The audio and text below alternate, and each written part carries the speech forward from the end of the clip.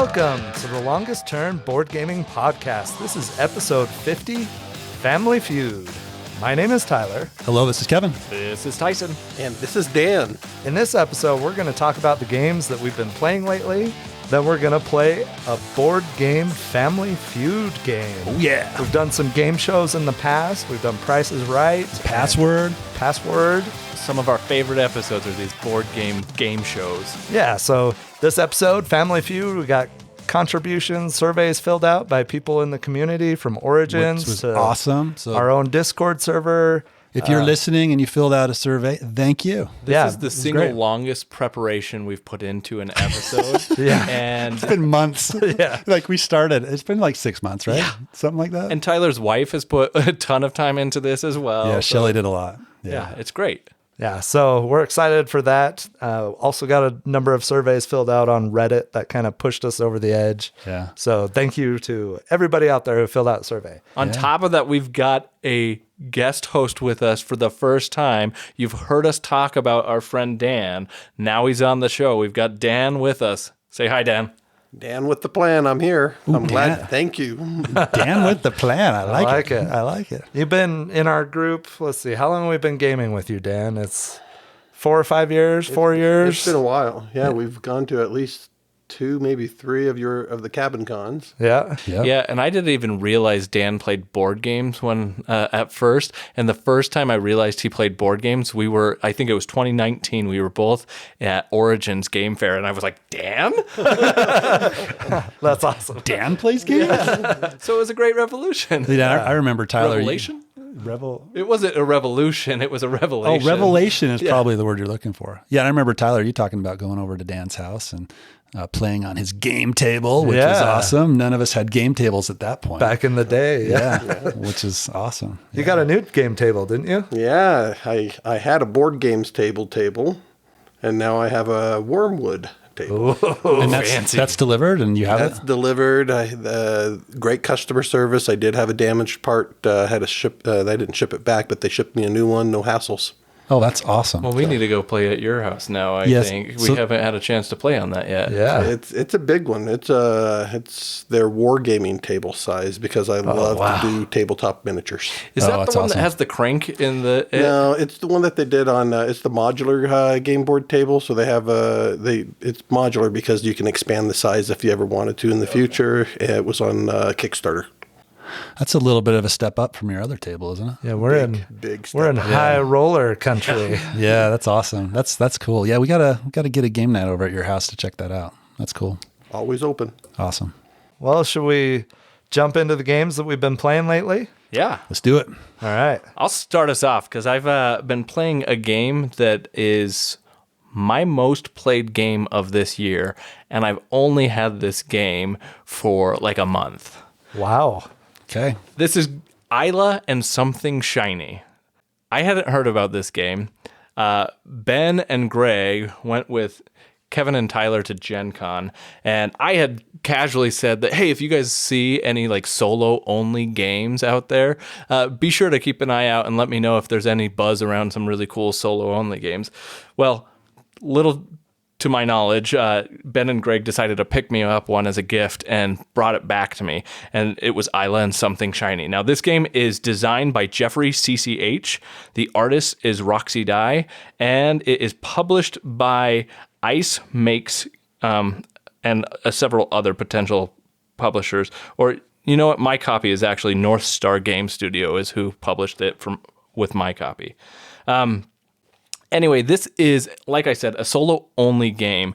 And when you look at this box, my first impression was this is like a family weight kind of game. It kind of gave me the vibes of something like Stuffed Fables from Plaid Hat Games. Like it looked like this cutesy storytelling kind of thing. And let me put this out there to make sure that nobody is under any illusion here. This is not a game that I would play with my family. This is not a game I would play with my kids. Despite the cover. Despite the cover, despite all the artwork on this game. It looks very cutesy. It looks super cutesy. Yeah. But this game has some themes that are very adult theme, and not like rated R adult theme, but just like things talking about like mortality, loss, just heavy stuff. Heavy things, right? Like it, and it's not stuff that I think I would want to introduce to my children. But this game is phenomenal. I think I'm safe to say that this may be my favorite solo game that I've ever played. Whoa. That's high praise. Knocked off Final Girl? And did it? I mean, and Final Girl's right up there, but Arkham Horror LCG. Yep, this beats those in terms of what this offers as a solo game for me. So let me qualify why that is the case, because most solo games for me, I like solo games for one of two reasons usually, and they're usually mutually exclusive. They're hard to get both of these things in one game. One thing I like about solo games is they're quick setup, easy to play, quick teardown, easy to get into. So I like that in a solo game. The other thing I like in a solo game is a heavy narrative-driven game that gives you a story and gives you like character development. It is really hard, I think, to have quick setup, teardown, and have an intensely narrative-focused game. Eila and Something Shiny does this, and it does it perfectly, I think. It is essentially you have a number of cards, and that's all this game is cards and a few tokens to keep track of certain resources. But what you're doing is these cards have stories on them, and you start every chapter, is what it's called, with a prologue book that gives you this little comic strip of what's going on in the story, and you get to read through what's going on, and then it tells you, hey, this is what you need to do to set up this scenario. You're setting up the scenario by sorting your cards, because each card has a number and a color that it is associated with, and then you put them face down on the board in the respective piles, and then all you do is draw a card, read what it says, make a choice, then follow whatever it tells you to. It may add more cards to your deck. You have either a future pile or a past pile. The future pile is cards are going to get added, and in subsequent rounds, you're going to shuffle these cards in, and it's going to alter the way the story unfolds. This game is pure discovery. All it is that you're trying to, it's a choose your own adventure style game in a lot of ways. And all you're trying to do is discover what happens. And you're trying to manage your resources and spend resources on certain actions so that you can complete the objectives of every round. Every round is going to have a certain type of objective that's going to vary from game or round to round, chapter to chapter, and you're trying to accomplish whatever it's telling you to do. A lot of times it's like, hey, get enough resources of X and then have those spent by the end of the round. You can lose the game if you ever go to the 7th round and you're unable to fulfill the objective. You automatically lose. You can die. You can actually take damage in this game and lose that way. And there's a couple of other potential things. You can get too much fear, for example, and then you'll lose that way. But the game is incredible in the amount of discovery that it has. At the end of every chapter, you're going to potentially read a end of chapter comic. And these comics are going to have alternate endings. So you may have one or two different types. So every time you play this game, you may discover something throughout your play that you didn't discover the last time, and it will unlock an alternate ending. And so you don't know what path you're going down necessarily. I know that we've talked about choose your own adventure games before, and I think Tyler has played them and hated them. This is what I wanted in a choose your own adventure game. Okay, awesome. So how long is each game? It's like a campaign style, right? It is campaign so style. How long is each campaign? It's like 30 to 45 minutes. So like you can play this game really quickly for the most part. So for each session? For each session, each chapter mostly. Each chapter, okay. And it's really not that, it's not complex, but you're just going to play through it. And then how many chapters? There are 5 chapters. Okay. 6 if you could include the prologue, like the chapter 0, which is kind of get your sea legs and help you learn the game. Right. You don't have to play that in subsequent plays of the game. I've played this game, I think, at least 10 times, and I've lost 50% of them. That's like the perfect amount of, Yeah. like, you don't want a game like this to be too easy. You don't want it to be too hard where it beats you down. So 50-50 is pretty good. Well, and you learn. So when you lose, it's like, oh, I get what I'm trying to do here, and now I've got an idea of where I go. But it's different too, because you can unlock different things in subsequent plays. So it's not like I think of like Gloomhaven, right? Gloomhaven had the ability to, like, if you didn't beat a scenario, you had to go back and replay the scenario.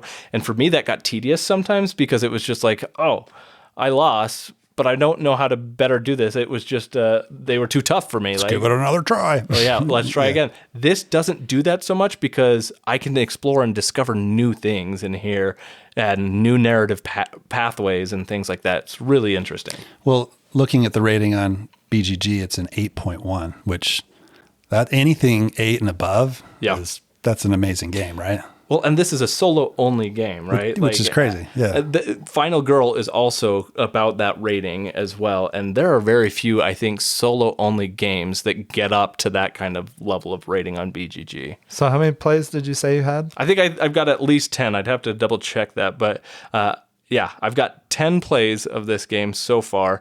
I've gotten to the final chapter. I have gotten all the way to the end of the final chapter, but I lost in the end. So I haven't seen the end of the story yet, or at least the end of the story that I chose. That you're currently playing. Correct. So do you think that you're going to lose steam eventually once you beat the final chapter once or twice? Not necessarily. Like, I can see myself coming back to this game again and again because of how easy it is to get to play. The fact that it's going to change each time. Changes, yeah. And I can sit there and play through it, and I can develop and find new stuff. It's going to take me 3, 4, 5 times through the entire campaign before I think I've seen potentially everything the game has to offer, which, if it took me 10 times to play the first campaign, through the campaign once, that's between 30 and 50 games. I think this game has a long shelf life. You're getting your money's worth out if you're playing it that much. Any game you play that much, you're getting your money's worth out of. That's cool. Exactly. Nice. So yeah, that is Eila and Something Shiny. I highly recommend this game. I think you like this one. I do. That's cool. I like it. It sounds awesome. One of the games I'm going to talk about is Barcelona from Board and Dice, and it was designed by Danny Garcia. It just came out this year, 2023. It had that beautiful blue sky, orange city, orange reddish art on the cover box. It's a hotness at Gen Con. Yeah. And Kevin and I played this with Ben and Greg. It was a very Board and Dice game. It felt like it could be in the T-Series very easily. Absolutely, yeah. So basically, Barcelona in the 19th century, I guess it was constantly under duress, and it had walls that protected the city. But because of that, everything was kind of cramped inside the city. And so eventually they tore down the walls, and now they're expanding the city in a very modernism, well-designed, well-thought-out plan. So that's basically what you're doing in this game. You're building up new areas of Barcelona, and so it is a worker placement, tile placement game. On your turn, your turns are very simple, and there's basically 3 ages or 3 full rounds, I would say. Or 3 eras. On your turn, you're going to choose a couple of citizen tokens out of the ones that you have. And there are 3 different tiers. So there's like lower class, middle class, upper class, right? And you're going to choose 2 of them, and you're going to place them somewhere out on the board. And on the board, there are intersecting streets, and there's a diagonal street running through the middle of the board.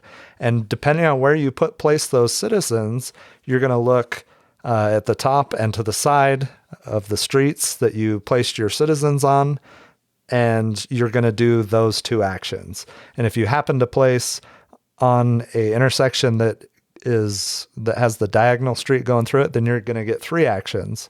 And so those typical board and dice. It has on the board base actions for each street, and then there's separate cardboard tiles that you can use for replayability and swapping out the different actions. So some of the different actions that you can do are gaining cloth and coins, placing cobblestone, build wide or narrow streets, build an intersection, improve a project space, take a Modernisma project, build a public service, move your tram, and all of those things come with different rewards and create other opportunities for you to score points in some way. There's layers upon layers of different things going on in the middle of the board.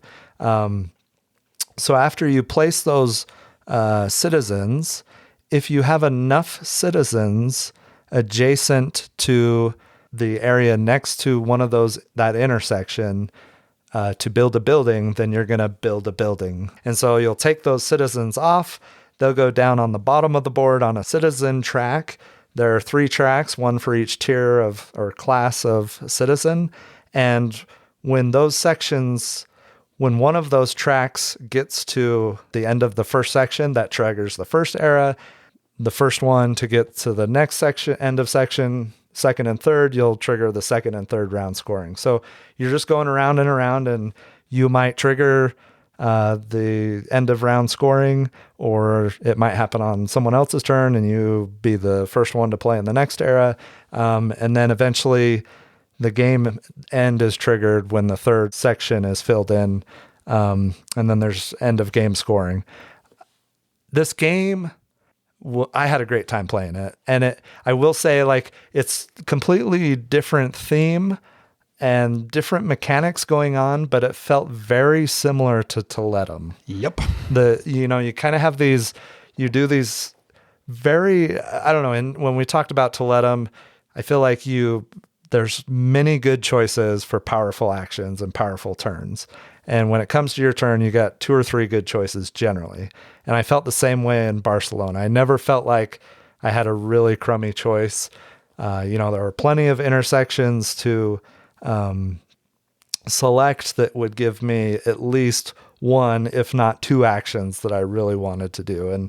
And there's a lot more to it. It's a complicated game. It's a 3.3 out of 5 on BGG. I didn't want to dive into all the details, but I really enjoyed my play, and it felt a lot like Toletum in the fact that you take these long, kind of more solitaire-ish turns.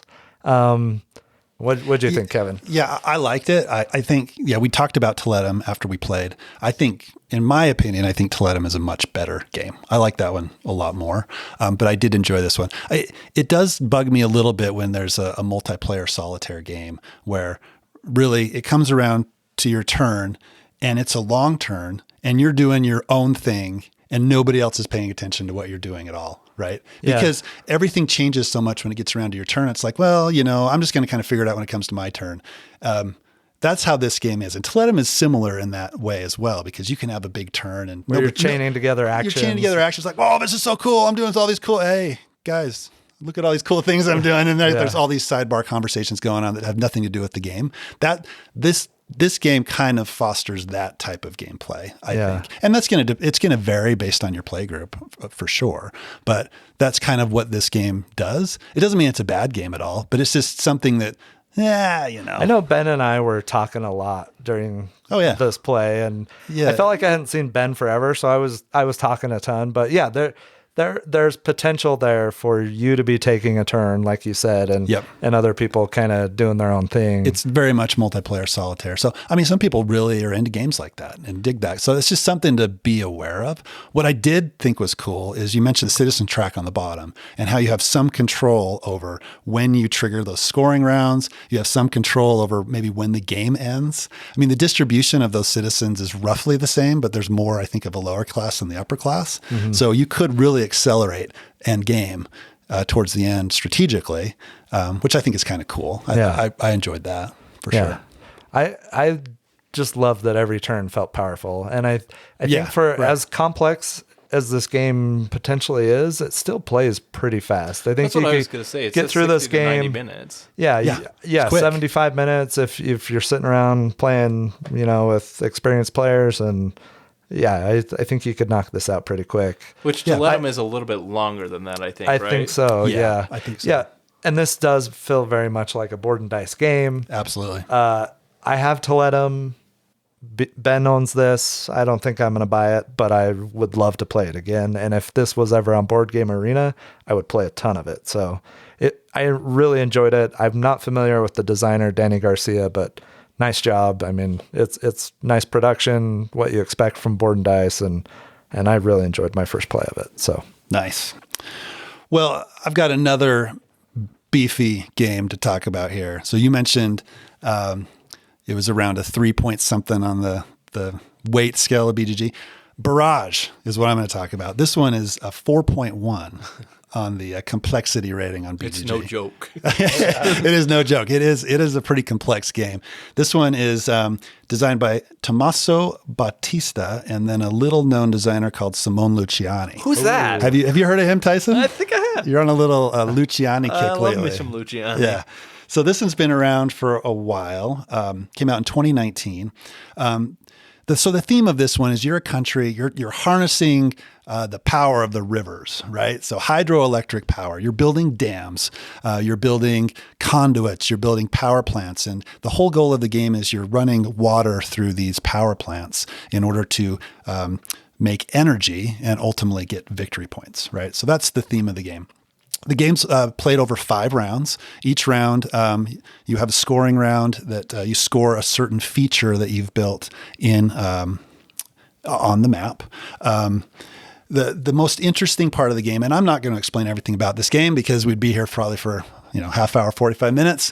But I'll tell you a few things that I think are really interesting about the game. Right, so it's a resource management game, and the way that you manage the resources is on a wheel. So you have these action selection tiles, okay? And if you want to build a power plant, for example, you take your action selection tile, you put it on the first spot of the wheel, and then you put the resources that you use to build that power plant on the wheel.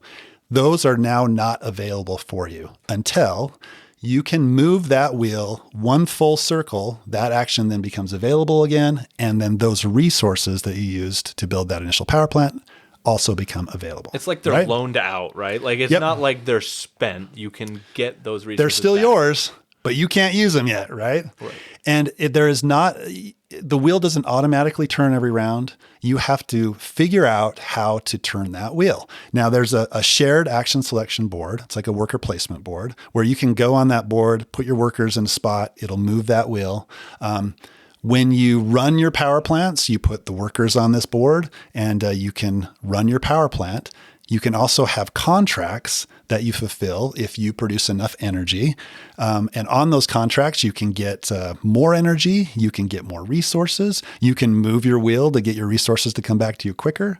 When you place a new action on that board, it'll turn the wheel.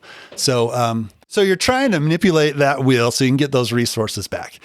This is a difficult game to wrap your head around, right? I've played it 4, 5, 6 times on BGA, and I feel like I'm, finally understanding the strategy, understanding what's going on, and it's really satisfying. It's one of those games where it's hard to play, super satisfying when you get your turns to work. So there's 3 levels that you can build your dams on, and if you can get the water to flow down through each of your dams and power plants and maximize that, that's where the fun of the game comes. What's kind of difficult is that everybody else is trying to do the same thing. They're getting in your way. They're diverting the water from your power plants to their power plants. And it's just like you're trying to block people. You're trying to get, do what you need to do and manage everybody else as well. It can be a little bit cutthroat, but it's not one of those games where it's a feel bad cutthroat. It's like everybody's trying to do the same thing. So it's like, oh, you blocked me? Good job. Good move. It's not like, oh, you're just being a jerk to be a jerk. It's like, I see what you're trying to do. You're fighting over water rights. You're fighting in Idaho. John. This is not Idaho. I don't know where you got that from. So it's, yeah, right. So it's it's just a fun game. I mean, you're playing it for the first time, Tyson. Do you have any idea what's going on? I do actually. You're actually doing pretty good. Like I'm surprised. I'm not gonna win. There's no chance, right? But like I'm holding with you, and are we playing with Tim? Right? Like yeah. Like I'm holding up with. I think it's you and Tim that I'm up there with, and I'm getting close to your point range. But I also think it's so fascinating. You've got the water rights that you're kind of fighting over, essentially. But there's also the worker placement element of this game that is very fascinating to me. Right. Because I'm not as great as understanding and manipulating the map. But I was like, you know what? I'm just going to try and produce a ton of energy with what I have on the board and just still water away from people because you put like your dam like right above mine, you jerk. And I just take stuff and I'm like, it's not the interesting part about it is that you're waiting to like get the perfect setup. But if you wait too long, somebody else can produce in those areas and then start siphoning that water away from you and you won't get as big of a payoff as you want. So my strategy has just been like, get it as soon as I can, because if I can get those worker placement spots, it makes it harder for anybody else to get energy produced this round, and they have to pay a premium if they can't do it. And so it's interesting. A lot of interesting choices. Well, I feel like I'm getting it, but I'm not like there's a lot. You're not playing. You're not playing. I'm not optimally playing. Yeah. Well, and what's cool too is there's variable player powers, right? So it's asymmetric. Everybody has their own unique thing that they can do. And one of the powers that I have on this turn is after I produce, I can immediately then produce again, which is awesome because I can take from one place, produce, and then take it immediately from that place and produce again. So taking water from somebody else. And that's unique to me. That's an ability that only I have, which is awesome. And everybody else has cool, fun, unique abilities that they can maximize as well. Do they feel like super powered like they do in Marco Polo? And yeah, I mean, they're pretty powerful. Yeah. I haven't played Marco Polo, but you guys have talked about it a lot. But yeah, I mean, you want to focus on maximizing what your special ability is. Nice. And you can only like upgrade it. So like I had to get 3 power plants out in order to unlock that ability. I didn't have it from the get-go. So it's like, okay, if I want to go after that, then I need to make sure I'm getting power plants out. And you're also paying attention to end of round scoring stuff because you could get points for power plants and that can be your focus for that round, So many things to think about, so much to try and unpack. It's a fun one. And those asymmetric powers, like Marco Polo, yeah, there is some similarity there, but I'd say Marco Polo is a lot more varied in what those powers are, and there's a lot more like they'll determine your strategy a lot. I haven't really paid attention very much to my power, but it's kind of like an equalizer kind of a thing that makes me not have to focus on so many other of the things of the game. So, but you're still kind of drinking from the fire hose, learning. This absolutely. Game, so. Yeah, and I'm like, you're doing great for your first play. It's impressive. I mean, I think I'm bringing this one to Cabin Con. I awesome. would definitely play this because I'd love to play it on the table. And I said earlier that Tim is in the game. He is, but it's really Ryan who's kind of like hammering us with it. Like Ryan's the one who's playing very effectively. He's 20 points ahead of me at the moment. And I've produced, I'm happy about this. I've produced a 47 energy this round. Yeah, that's crazy. Which is like by far the most that I've ever produced before. Which is for awesome. Comparison, I'm at 19 energy this round. Right, it's been super fun. I don't know if it's going to help me, catch up, but it's been fun to play. Did you back the latest I did. Crowdfunding, Kevin? Yeah, I did. I haven't completed my pledge manager yet. I'm trying to decide what I want. I kind of want everything, but it's like, I don't need everything. Was it more component upgrades or was it an expansion or? So it was an expansion. I think it's a 5-player expansion, which because they already had one expansion, right? Yeah. So they have it's like the Lee Water expansion, which I have.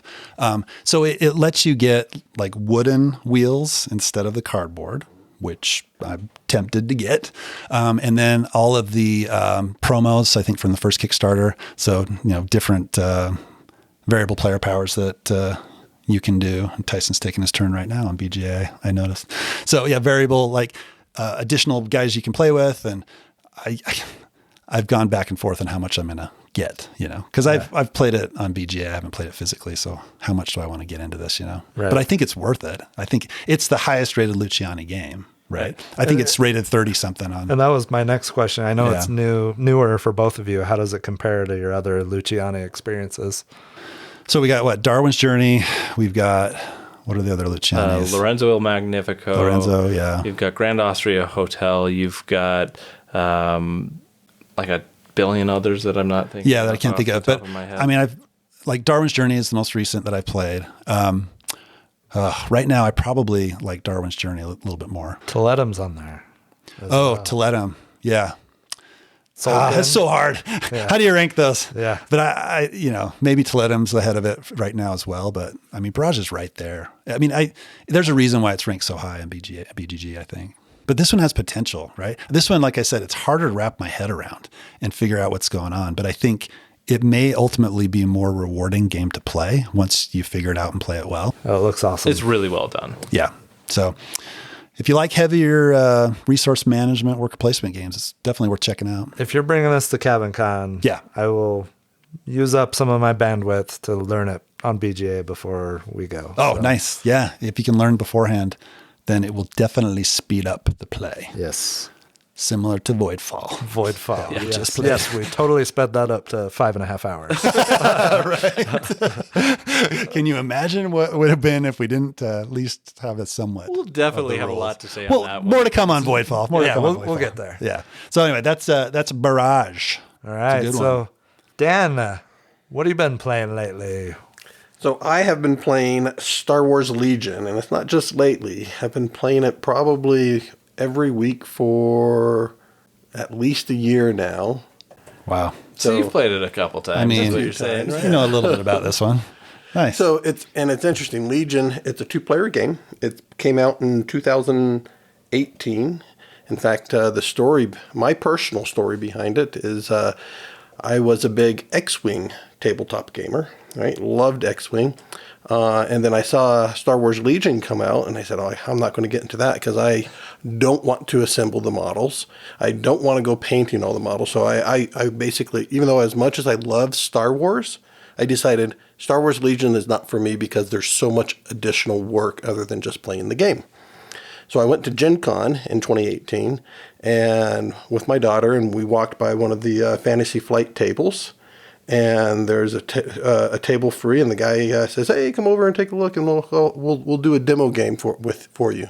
And they had really nice terrain. They had all the best painted models and everything. And I mean, and it's not just like your troops. You got vehicles, you got support units, you got all these different types of really cool models that you play with.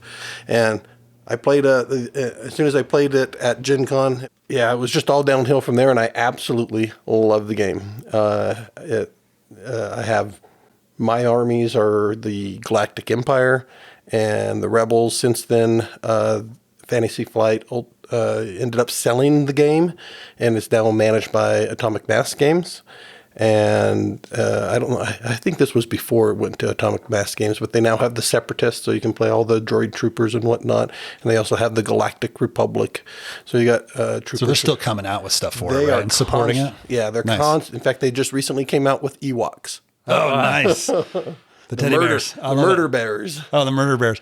So do you have like a bunch of terrain for it? Do you have all that stuff too? And so that's the interesting part about Legion. If you're going to get involved in it, it's not just a board game. It's really it's a hobby in and of itself. It's like a lifestyle game type thing. It is because you're spending a lot of time where you want to. It's a immersive experience. It's not just a game because you want to have your table look absolutely gorgeous while you're playing it, because your models that you've put so much time painting in, you also want your table to look good. So you'll either go off and buy terrain or 3D print terrain, or I get that extruded foam panels, and I'll actually carve it into looking. Oh, that's awesome! And paint it off. It's a slippery slope. Yeah, it is. So did you learn to paint and do all that stuff from this game, or have you been painting miniatures and things? I've painted miniatures in the past, but I never really got into it until I really started playing Star Wars Legion. Because in the past, painting, it was just more work than it was worth. But now that I have played Star Wars Legion and I paint those miniatures, almost any game that I get miniatures with, I'll usually paint now. So are you awesome. you're happy with your painting, or have you gotten better, or I have do you gotten want? better. There are certain types of models that are more difficult to paint than others. I do have an airbrush, so I'll airbrush every now and then. Nice. But Told you it was a high roller. This is awesome. I love it. Yeah. stormtroopers are the hardest to paint, and that's are they? just because it's the stark contrast of white and black.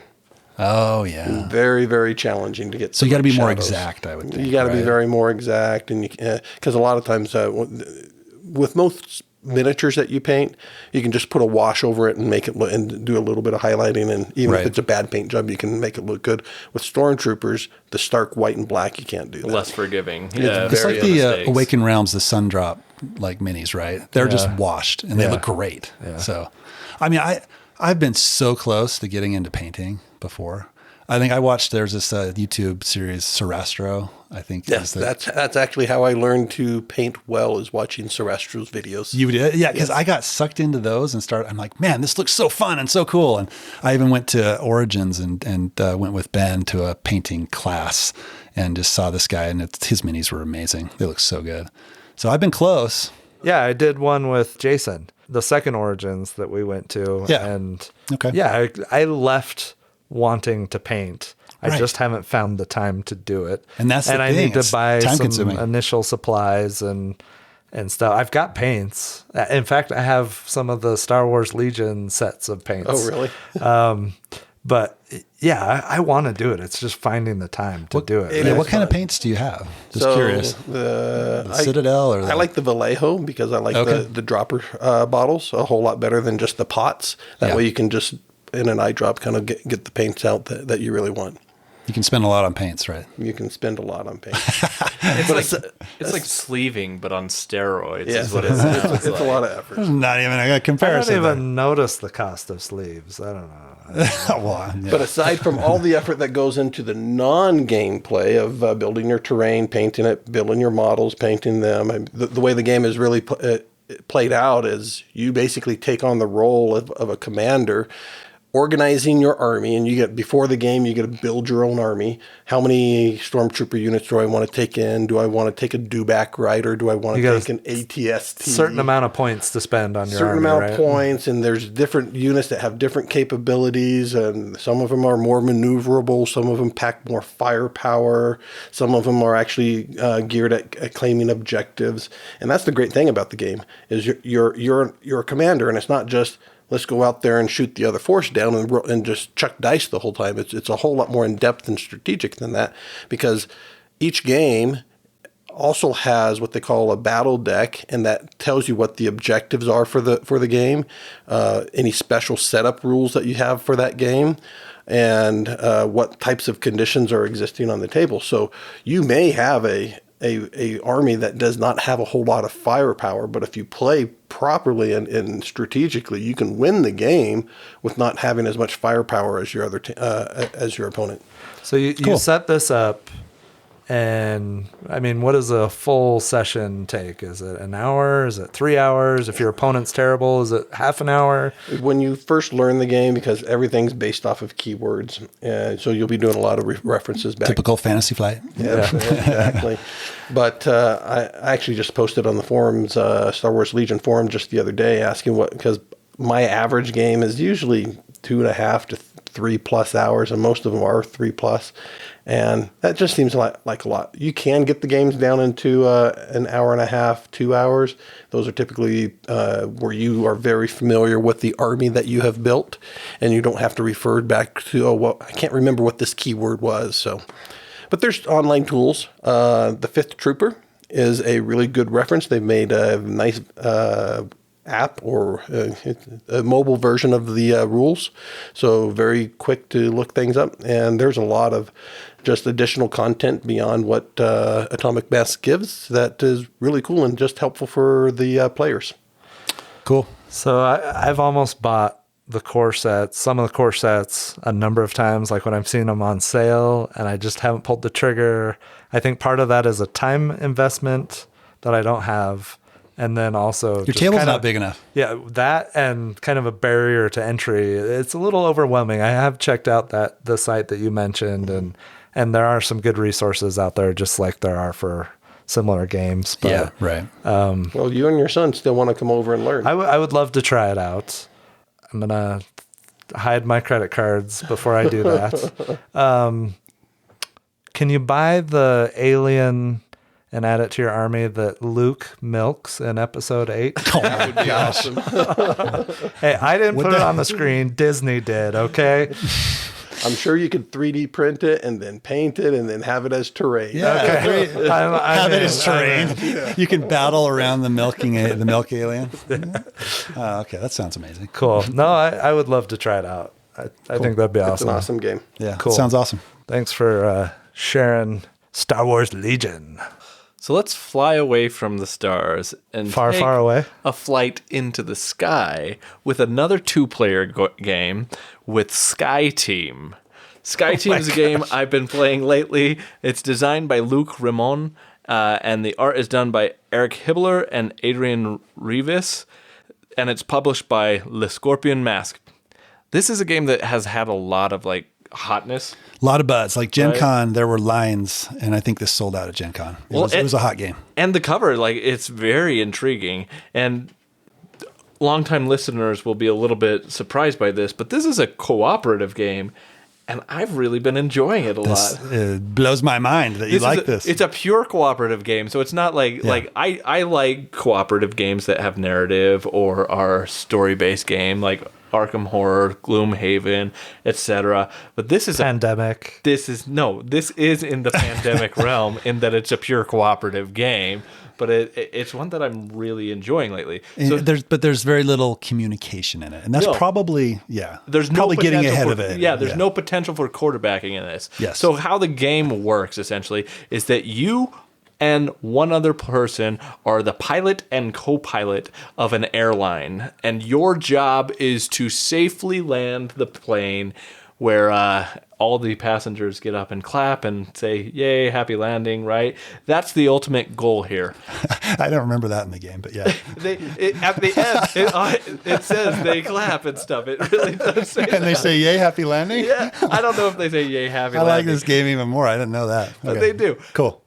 But the board of the game is this shared board that essentially is kind of your console for your aircraft, and on it you have your altimeter and you have your engine power. You have the ability to let down your flaps, and you have.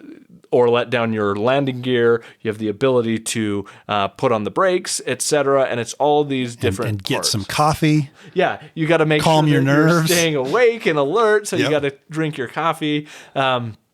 But the game ultimately is a dice rolling, dice placement game. Each of these spots on the shared board have locations that are attributed to either the pilot or the co-pilot. There are certain functions that must be performed only by one or the other.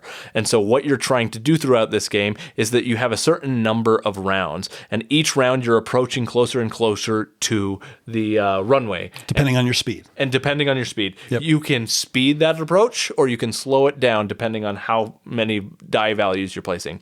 But every round, at the start of the round, you get to discuss as a cooperative group what you're going to try and do that round.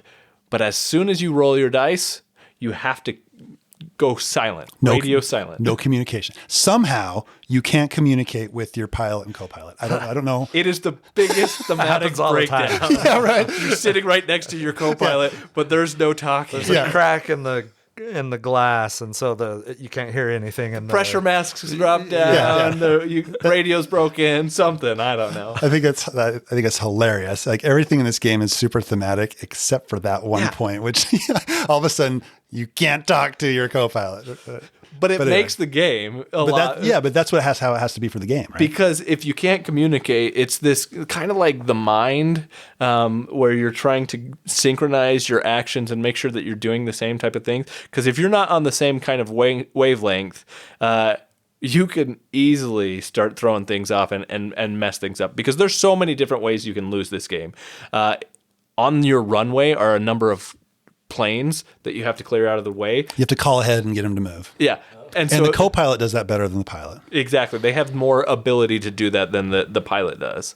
I was going to ask if there was an expansion coming where someone plays as the air traffic controller, but Possibly. Yeah, third player expansion. I could see that. Could be that. I mean, yeah, there's all kinds of expansion opportunities. But then you've got all these other little functions on the board that you're trying to do. Ultimately, as you get to the end of the runway, if you've cleared off all the planes, if you've slowed your plane down far enough, and all you've the lowered flaps your are down. Altitude, all the flaps are down. What else is there? Landing gear's down. Yep. Make sure all your plane's ready for. It's got to be level. If it's not level, then you'll crash. So you're trying to make all of these things happen cooperatively, and when you do, you win. If you don't, you crash and burn. There's no yay. Yeah, there's no clapping. Yeah, right. It's rather gruesome if you lose, but like it's pretty interesting and exciting. I've played probably 6 or 7 matches of this now, and Kevin, I think you just finished your first game. Yeah, we just finished our first one. Yeah. That's it. Yeah. So, what was your first experience with this game? What did you think? I thought it was fun. I thought it was interesting how you couldn't communicate. It's weird playing over a BGA because we're not really communicating anyway. Yeah. Right. But like we finished up the game before we were recorded, and that discussion before you go into the round was really fun and really interesting. Like, okay, we got to get those planes out of there. We don't know what we'd rolled yet, but we knew what our objective was going to be, or at least what we were trying to get our objective to be. Then you roll the dice and try to get it to work, which I thought was really cool. What I think really will be interesting is getting into different scenarios, which we played the base, no scenario at all. It's just land the plane, but it sounds like there's a bunch of different scenarios where you're doing different things and trying to get that to work. Land in a storm or something like that. Yeah, there's some things like that, or like you have fuel leakage, or you have like you have to come at a different angle approach, so you have to turn the plane before you can land it and then level it out, and so you have to do certain things to kind of approach the plane, mix it up. Yeah, from play to play. And it makes it harder, which is interesting because Kevin didn't get the experience of crashing the plane, but I've played probably about 50% of the games I've played here. We've crashed. Oh, have you? We've lost, and sometimes you see those planes and you're like, I can't stop. I'm just or other times it's like, I'm like completely almost 90 degrees and I'm gonna crash. Like I can't handle this. But I love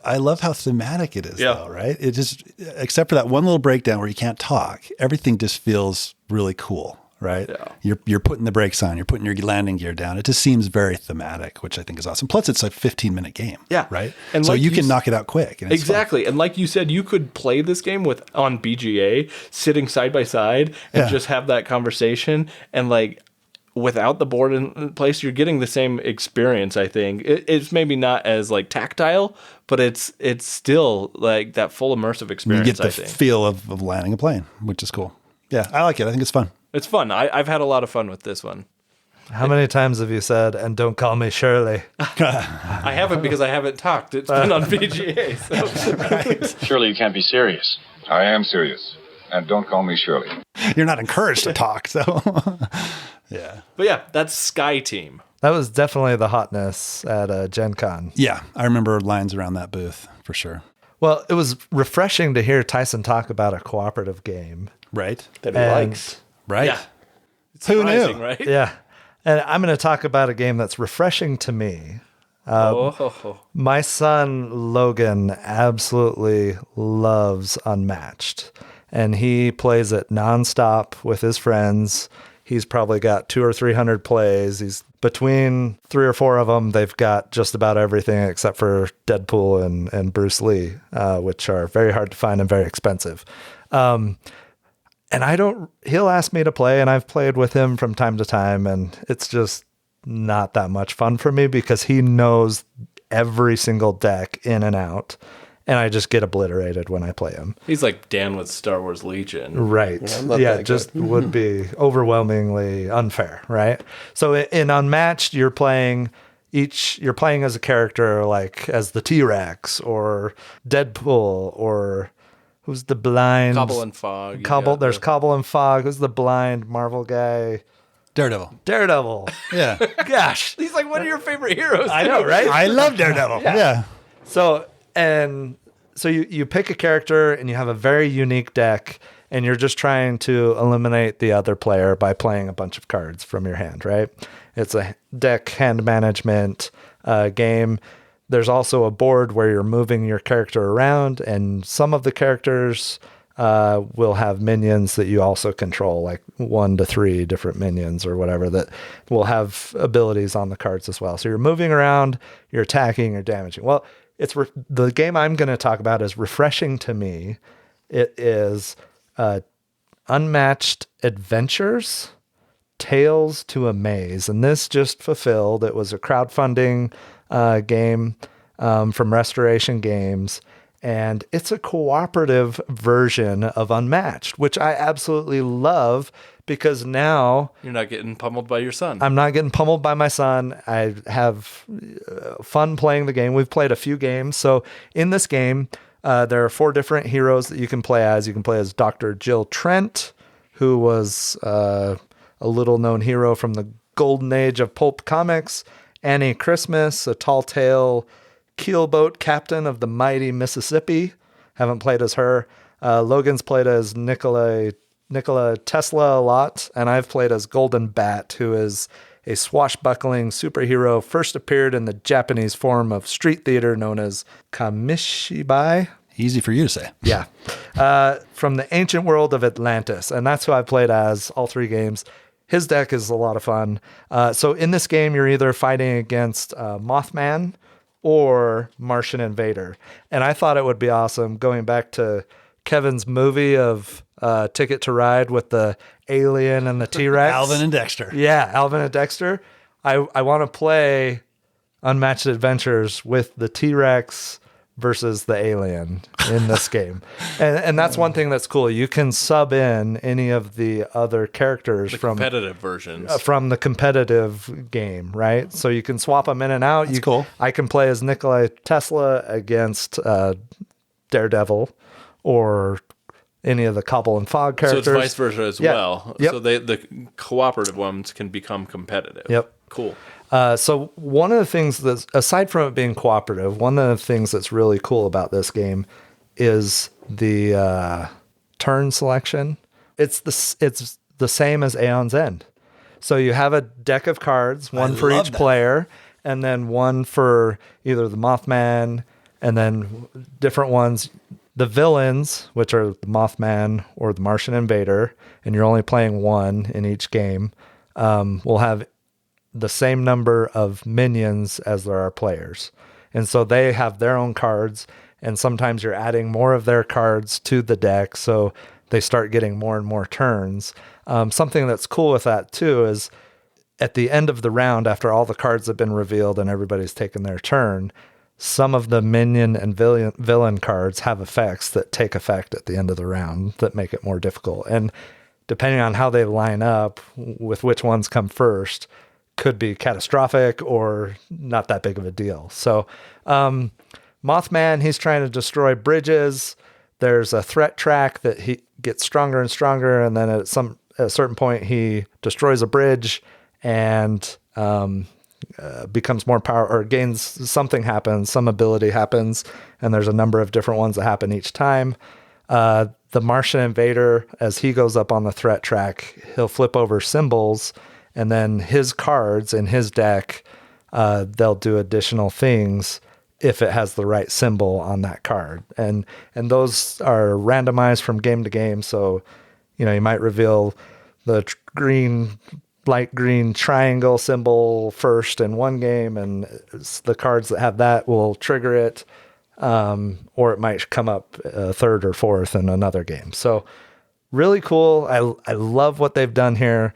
I could see them expanding this and doing more versions of this, but Unmatched Adventures, Tales to Amaze, it just barely fulfilled. We got it like a week ago. Cooperative, Unmatched, and it's a lot of fun. I really like it. We lost our first game playing the 3 of us, but we had a minion toddler who hadn't gone to bed yet, who was also playing against us. The second and third game were easier, but they also have amazing event cards that you can play with, a stack of them that you can pick different ones from to make the game even more difficult. So nice. A lot of fun. So- and I can't wait to I think Logan playing with his friends, he's swapped in some of the other characters from competitive Unmatched. I haven't done that yet, but I would love to do that. And like I said, get the T-Rex going against the Martian Invader and Alvin and Dexter style. Alvin and Dexter. Yep. So, yeah. Cool. Love it. So I'm curious, Restoration Games is known for the fact that they take an older version of a game and restore it to create it, to make it more updated, more engaging in some ways for hobby gamers. They did take Unmatched. It was originally Star Wars Epic Duels that they turned it into Unmatched and added a bunch of different IPs and things like that. The cooperative version, that's not based on anything, is it? Or is this still saying that they're restoring Epic Duels? It still says reimplements Epic Duels. Okay. So, yeah, I don't So it wasn't I don't know. taking like inspiration from other, like another type of game. No, I don't think so. But yeah, I would much rather play this than competitive, just in the situation that I have. So Yeah. Nice. it's awesome. I like it. Sounds good. I think that wraps up what we've been playing lately. Should we get into our Family Feud main show game? Let's do it. Game show? Yeah. Show game? Show game. Game show. Let's get into It's the one of show those game, guys. Shogun. Yeah. All right, let's do it.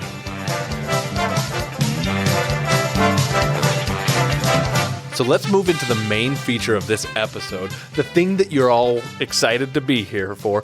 And we have a couple of, actually more than a couple of exciting guests on here. First of all, let's introduce the only person who has not yet been on the Longest Turn podcast, our good friend Dan. Dan, say hello. Hello, everyone. All right, Dan. We're playing Family Feud, and we'll stick to the B team. How about we introduce the other guest on the B team here? We've got, it's B team because it's Ben. B is for Ben. Yeah. We've got Ben coming back as a regular guest host from The Longest Turn. He's going to be on the team with Dan, Ben, and Tyler. And then on the A team over here, we've got myself, Kevin. Hello. And we've got Mark returning as a guest host. Greetings. And of course, we could not make this possible without the illustrious, the wonderful, the fantastic Shelley being our Steve Harvey of this show. He's cuter than me, but I'll do my best. I don't know about that. So we've got an interesting setup here. We've got fewer mics than we have people. So you're going to hear some difference in audio a little bit maybe here or there. But we've got an exciting thing set up for you. Let's turn it over to Shelley so she can kind of introduce what we're doing with this Family Feud episode. Okay, so I'll go over the rules really quick. Is everyone pretty familiar with Family Feud? We're going to do it a little bit different than they do on the show in that we're going to play 2 full games. On the show, they play up to 4 questions, and whoever gets to 300 points first goes to the final round. I thought it would be more fun for you guys to go through, to be able to answer all of them. So we're going to do 6 questions per game, and whoever has the most points at the end will go to the final round. So the first 2 games, the point value will just be the face value of however many answers were given. Games 3 and 4, the value will double, and games 5 and 6, the value will triple. In Family Feud, as soon as you buzz, I stop talking. So if you buzz in before I finish the question, you may not know what the full question is, so that may or may not work to your benefit. If you get the number 1 answer, your team can choose to pass or play. If you don't get the number 1 answer, the other team gets a chance to try to get a higher answer, and they would take over. There are 3 seconds only to answer. So if you notice on the show, Steve Harvey asks every single person the question over again.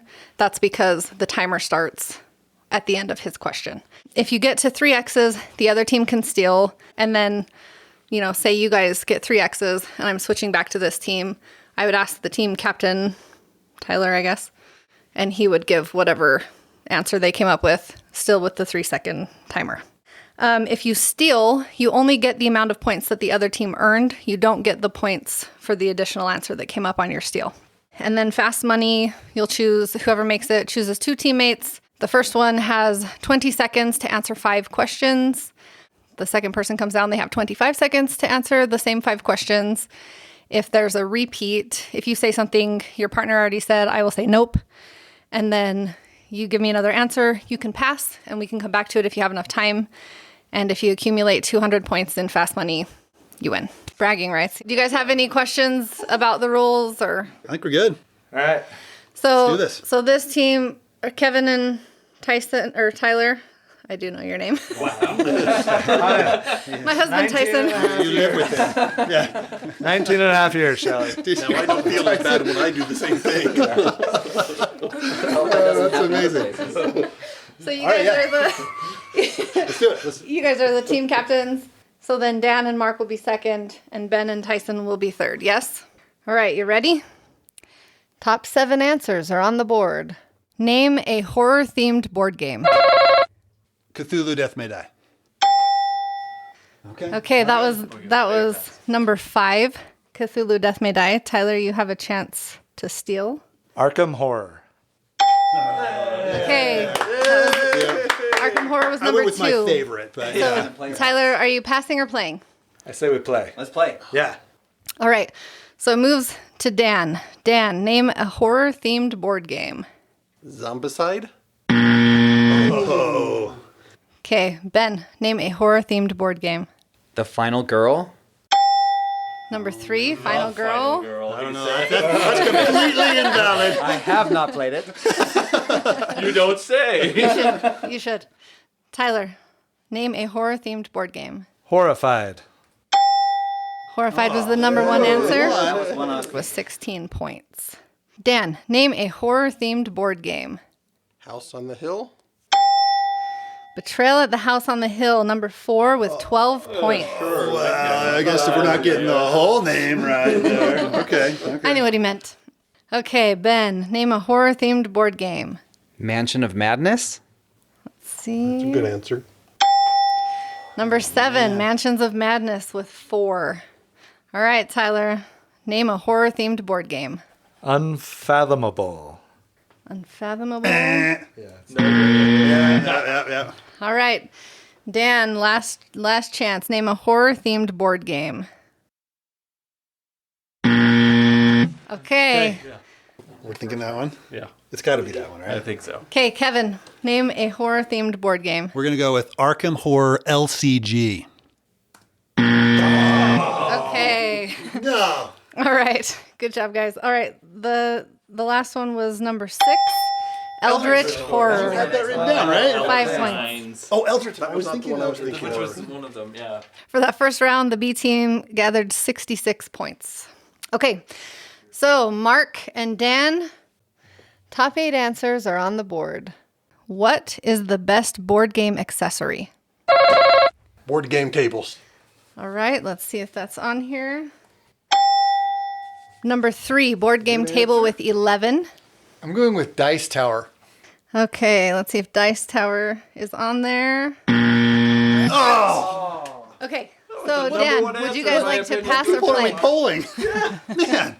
Let's play. Yes. Okay, so what is the best board game accessory? There are 8 answers available. So Ben, what is the best board game accessory? A tote bag. Let's see if tote bag is on here. Not. Okay. Wow. Tyler, what is the best board game accessory? Iron clays. Iron Good answer. clays. Number 5, iron clays / poker chips for 5. Good job. Okay, Dan, what is the best board game accessory? Card sleeves. Ooh, card sleeves. I know you guys love those. Let's see if that's on here. Debatable. Card sleeves made it on there. Wrong team, but good answer. 8. Good answer. I want to point out that it was the worst possible answer. Hey, it made the list. It made the list. It's better than a dice tower, apparently. Card sleeves was number 8 with 3. Okay, Ben, what is the best board game accessory? Upgraded components. Upgraded components. Good answer. Good answer. Sorry, Ben. All right, Tyler, last chance. What is the best board game accessory? Board game play mats. See if playmat is on there. Playmat was the number 1 answer with 14. Okay, Dan, what is the best board game accessory? Upgraded or metal coins. Metal coins. Good answer. Metal coins is on there. Number 6 with 4. All right, Ben. What is the best board game Pressure's on, Ben. accessory? Yeah, I can do this. How about those little things that old ladies use to hold their cards? What are those called? Card rack? Like a card holder? A card holder. Rise! Sorry. Card holder is not on there. I really thought that was going to be on there. Okay, Kevin. Chance to steal. What is the best board game accessory? So, trays. Components, trays. Okay, let's see if that is on there. Yes! Woohoo! Trays for Pieces was number 2 with 13. Nice. So Team A steals. All right, so number 7 was Dice Trays with 4. Okay. And number 4 is Organizers or Inserts Nice. with 6. Apparently, dice trays instead of dice towers. Who knew? Yeah. Who knew? That's the better one, apparently. Right, right. Isn't a dice tower where you shake the dice down? Yeah, you drop And it then in. the dice tray is the... Yeah, they're two different. They are different, Two right? different things. Two different things. I'm just making sure, because if there's goofy stuff, it's my fault, because I couldn't you're- ask any questions. No, there is a Trays and dice. No, I have dice trays and I have dice tower. All right, Ben and Tyson, are you ready for this? Top 7 answers are on the board. What are the best snacks for board gaming? Chips. Chips. Chips is on there at number 6. Salsa? No. I didn't say with Well, Yeah. some people said chips and some people I know, specified I chips know, and salsa. yep. So, okay, Ben, you have a chance to steal. What is the best snacks for board gaming? Candy such as M&Ms. M&Ms? Specifically. Okay, let's see if that's on there. M&Ms. That is the number 1 answer with 18. Got a little bit of residue. No, it depends on the chip. I mean, it's tough though. You got the pressure of answering quick. Are you playing? Yes or no? Are you playing or I'd passing? say yes, but what do you guys say? Tyler, what are the best snacks for board gaming? Cookies. No cookies. Okay. Gooey cookies Dan. with all the crumbs. What are the best snacks for board gaming? Pretzels. Pretzels. Let's see if pretzels are on the board. Pretzels were number 7 with 8. All right, Ben, best snacks for board gaming. Assorted nuts. Nuts. You're nuts. Nuts were number 5 with 10. All right, Tyler, it's back to you. Best snacks for board gaming. Licorice. Licorice. Let's see if licorice is on there. No licorice. Tyler. No licorice. Okay, Dan. Last chance. Best snacks for board gaming. Donuts. Donuts did not make it on the list. Wooden egg. Wooden egg. There One were answer. people. There were some answers with wooden eggs. Yes, but it didn't make it onto the board. Okay, guys. 3 seconds. What are the best snacks for board gaming? We'll go with fruits and veggies. Fruits and veggies. Are fruits and veggies on the list?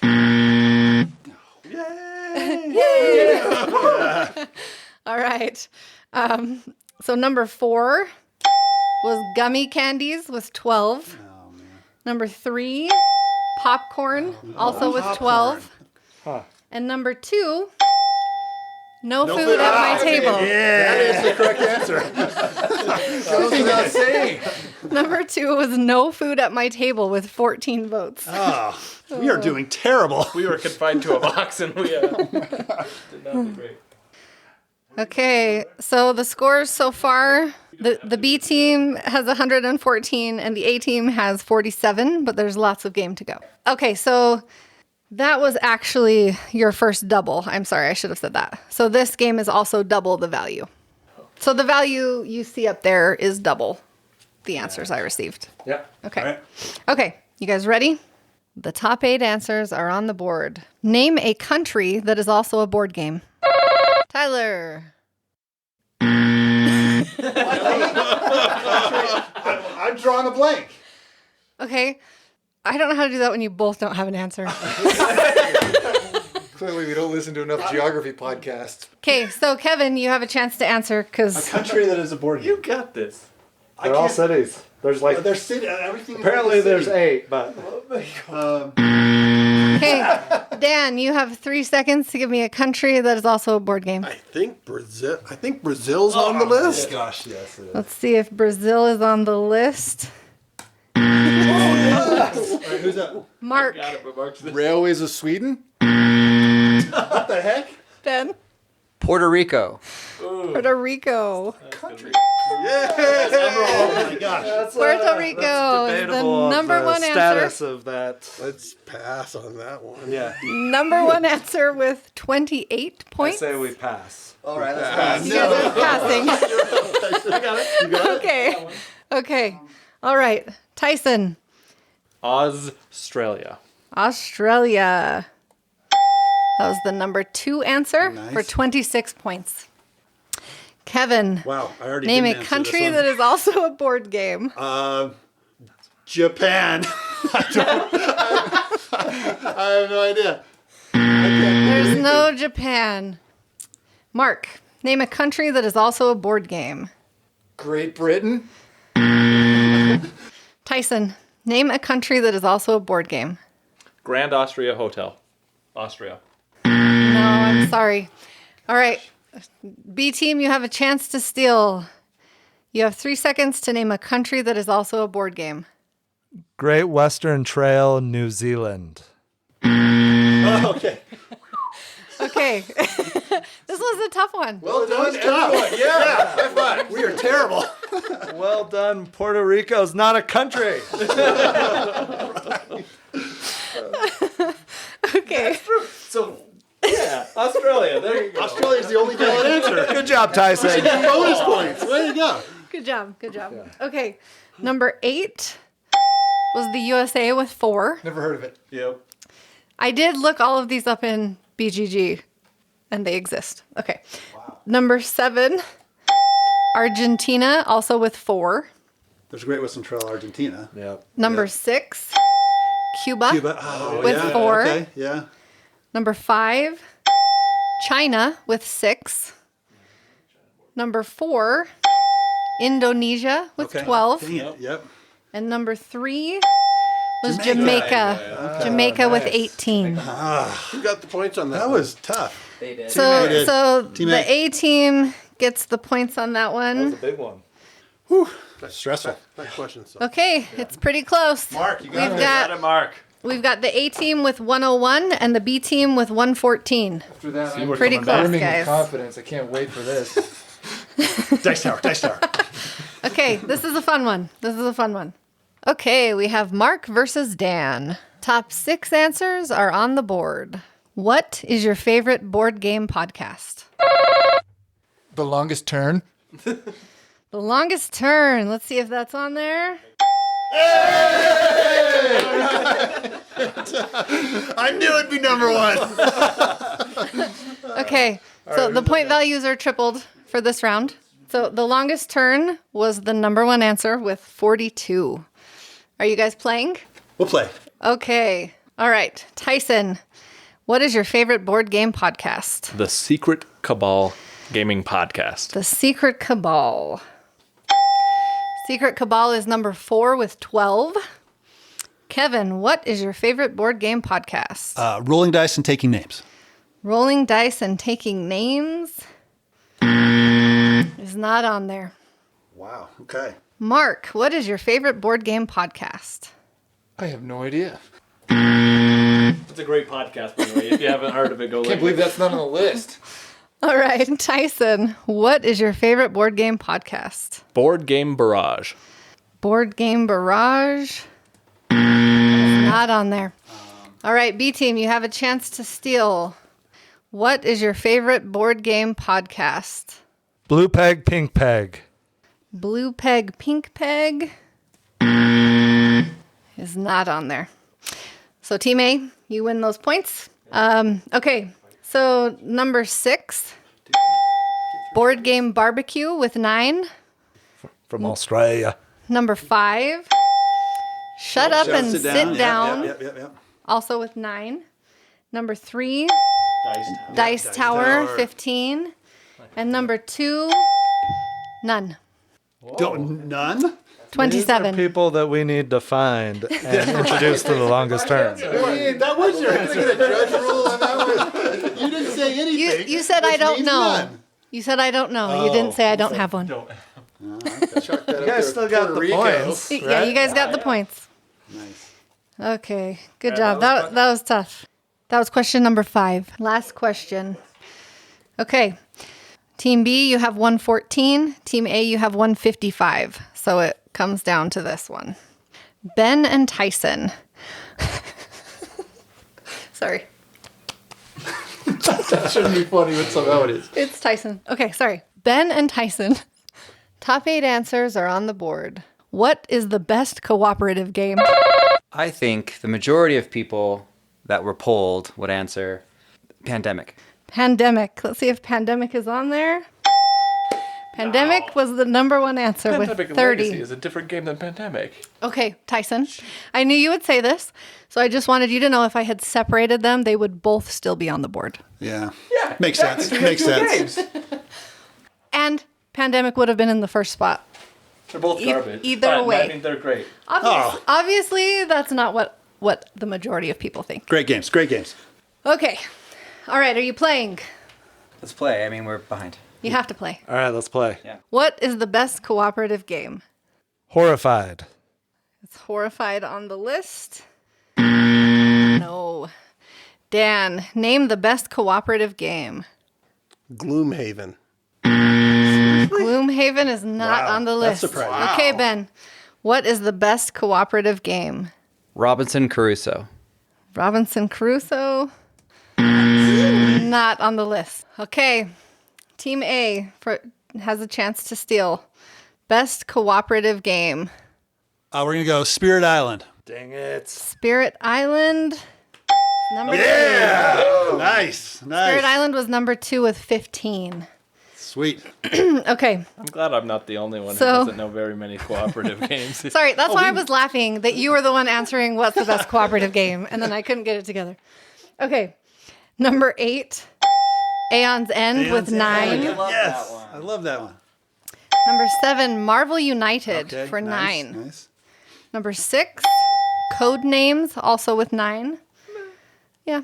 Yeah. Number 5, number 5, Arkham Horror, 9. Okay. Yep. Number 4, The Crew. Oh, yeah. Yeah. And number 3, Cthulhu Death May Die, guys. Wow. It's really weird how your mind goes blank and you're on the Yeah. spot. Yeah, exactly. I was can't think of thinking in terms anything. of the BGG list. Yeah. on. I was surprised Gloomhaven was not on there. Yeah, I was too. You guys win. Team A. Yeah. Team A has a Clearly the chance better team, to clearly. go to the final. So you need to pick 2 players. One will be answering the questions first, and one will be doing the second half. The first player has 20 seconds. The second player has 25. I'll go first. All right. I guess. All right. Okay, so remember, this is the almost 100 people that we polled. Okay. Most popular answers. Okay. Okay. What player color do you prefer? Red. What is the perfect length of game in 30-minute increments? Hour. Most annoying things people do at the game table. Ben cards. Name a popular board game that uses meeples. Carcassonne. Name a board game based on animals. Animal upon animal. Okay. That was terrible answer at the end. Okay. Okay. All right. What player color do you prefer? Red. 14 points. Okay. Good answer. Okay. I'll take it. Off to a Yeah. good start. Nice. I'm thinking an hour and a half. maybe is a better What is answer the here. perfect length of game? You said 1 hour. That was worth 30. Whoa, yeah. That was a good one. Most annoying things people do at the game table. You said bend cards. That was worth 3. Okay. Bend cards and abuse pieces. Name a popular board game that uses meeples. You said Carcassonne. Got to be a big number here. 67. Nice. Nice. And a board game based on animals. You said Animal Upon Animal. And that's 0. And that was 3. Oh, 3. Yes. All right. Okay, that was cool. 3. So 117. I'll take it. Good work. I'll take it. 117. We'll swipe this over to Tyson's, and your total is on the bottom for him. All right, Tyson, you Okay, got this. Tyson. We're at 117. Kevin got you 117. You only need 83 points. Okay. That's it. All right. You have okay, Yeah, set yeah. a timer for 25 seconds. They're worth 50 points each, right? They could be. They could be. All right. So you're looking for the most popular answers. Are you ready? What player color do you prefer? Purple. What is the perfect length of game in 30-minute increments? 45 minutes or an hour. Nope. Hour and a half. What is the most annoying things people do at the board game table? Play on their phone. Name a popular board game that uses meeples. Carcassonne. Nope. Okay. Okay. What player color do you prefer? Purple was the second place answer. With 19. Okay. Hour and a half's got to be the number one. What is the perfect length of game? You said an hour and a half. That was the number one answer for 32 points. And the most annoying thing people do at the board game table, be on their phone. That was also the number one answer with 26. You just need to answer one more. So you were 6 points shy with 194. Good job. Well done. Well So done. the number one player color is blue with 21. Okay. You guys got the only other one you missed, the number one. Name a board game based on animals, Ark Nova Ark Nova. with 29.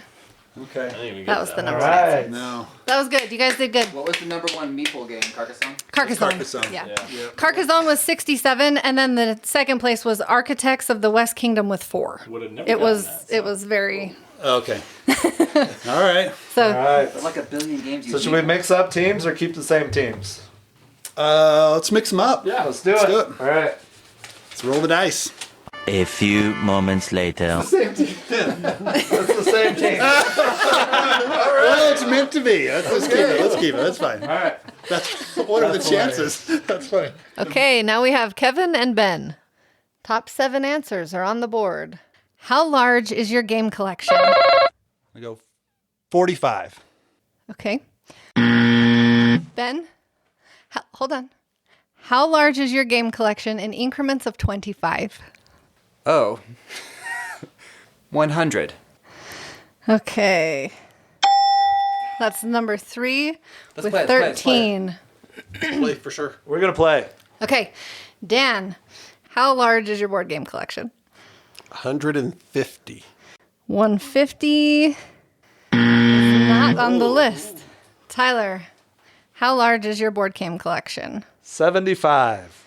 75. Not on the list. Ben, how large is your board game collection? 200. 200 is number 6 with 5. Dan, how large is your board game collection? 300. 300. That's number 5 with 7. Tyler, how large is your board game collection? 50. 50 is number 2 with 14. Ben, how large is your how large is your board game collection? Well, 250. 250. Very contemplative of you. Number 7 with 5. Dan, how large is your board game collection? Too many to count. Too many to count? Not on there. I'm sorry. Good answer. Good I answer. thought that was a sneaky good That was a good answer. Which one? All right. Kevin, how large is your board game collection for the steal? We're going to go with 25. 25 was the number one answer with 16. The number one answer. Okay. 25. Okay. I was actually surprised by that based on the people you pulled. Okay. Right. I would think that would be higher for the number one answer. Yeah. All right. And What's number number 4 was 125 125. with 8. Nice. Okay. 44. 44 points. Commanding lead. Dan and Tyson. Top 8 answers are on the board. Name a game that starts with the letter E. Eldritch Horror. Eldritch Horror is number 6 with 4. Dan, you have a chance. Name a game that starts with the letter E. Eon. Eon. Okay. What Okay, do I are do? you passing or playing, Tyson?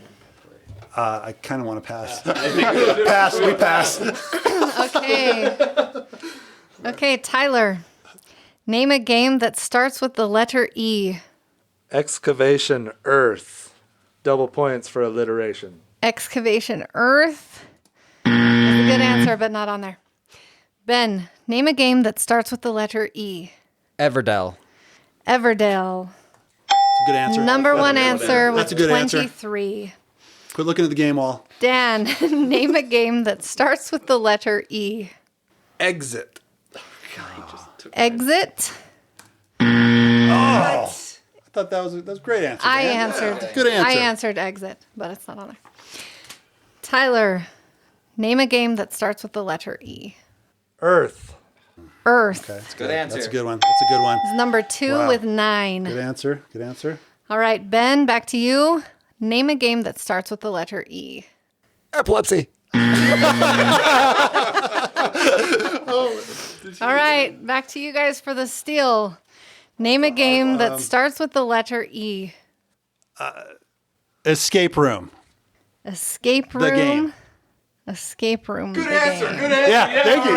Yeah. Thank you. I owed that. I have it. It's Yeah, it is a game. Okay. What do we got? All right. Number 8 was Escape. Oh, escape. Okay. Yeah. Not the same, right? Yep. No, not Okay. the same. I'm like, Different. tell me. Different. Okay. Number 7, Euphoria. It's over on your Euphoria shelf. with 4. Number 5, El Grande. El Grande with 5.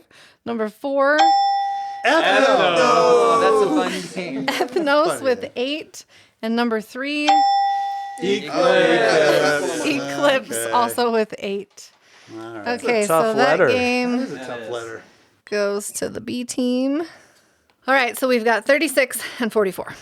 Tyler and Mark.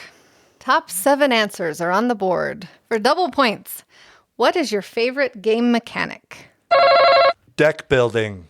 Deck building is the number 1 answer. Number one answer. It's a good answer. Way to go. Do we want to pass or play?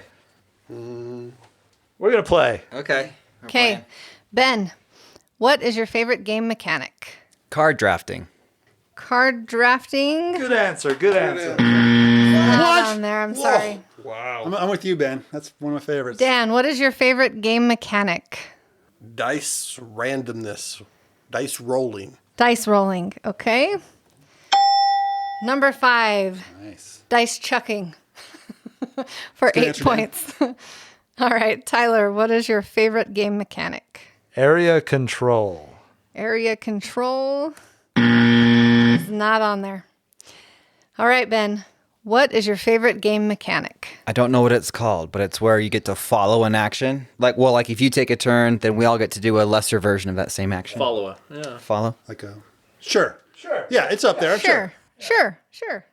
Oh, sorry, that's not up there. Okay, for the steal. I liked it though. That's good. Okay, Kevin, what is your favorite game mechanic? We're gonna go with worker placement. Worker placement was number 2 with 14.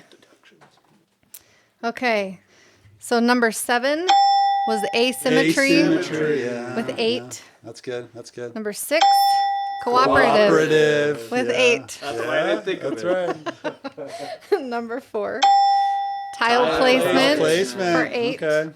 And number 3, Engine building for Yeah, 14. that's That's what I right. thought you were referring to. Oh no, I meant what was that game that you taught us where we had like Earths or whatever that we had a thing like this and we could build them around it. That was New Frontiers. Yeah. New Frontiers. That Yeah. one does that, right? It's kind of an engine building. But if you choose an Oh, yeah, action yeah. and then we all get Everybody to do gets a lesser Yeah, version follow of that. action. Yeah, for What's sure. that called? I think it's follow actions is how I. Whatever you said, I think is what it's called. Are we ready? This one is also worth double points. You got this, Kevin. Go. All right. Ben and Kevin, top 6 answers are on the board. What do you do if someone is cheating? I do nothing. Okay, nothing is on the board. Number 3 with 14. Kevin, Say, what do you do if someone is cheating? you call them out. That was the number 1 answer with 42. Call them out. Are you guys passing or playing? This is tough. Play because I don't. Let's play. We'll get enough to Okay. We'll play. All right, Tyson, what do you do if someone is cheating? ask them to stop. Ask them to stop. What? Who are these people we're playing with? I know. Okay, Mark, what do you do if someone is cheating? I'm going to go with don't invite them back. Nice. Okay. Good answer. Good answer. Good answer. I'm gonna say Don't invite him back. number 2, don't play with them again. Don't invite them back for 20. Kevin, what do you do if someone is cheating? Ask them to leave. Ask them to leave. Seems a little harsh, but okay. Is number 5 with 8. Tyson, what do you do if someone is cheating? Stop the game. Stop the game. Good answer. Good answer. That was number 6. Yeah. End the game for 6 points. All right, got there's this, one Mark. more up there. Mark, what the do you table. do if someone is cheating? Complain on social media. I love it. Yes. Complain on social media. I liked it. Okay, Kevin. What do you do if someone is cheating? You get new friends. Get new friends. I thought it was going to be a for sure. All right. For the steal, Tyler, what do you do if someone is cheating? You audit them or check every move that they do and make sure they're doing it right. Has to be word for word. That's yeah. If it's not exactly those words, it doesn't count. Okay, so I'm trying to decide if that applies to this one or not. If I Be if I give hyper a- vigilant of the terms. You observe everything they do. And Wait a minute. Their time's out. They can't keep on going. What is this? What is Okay. this? There's no explanation. It's the same thing. Oh, but you're still going.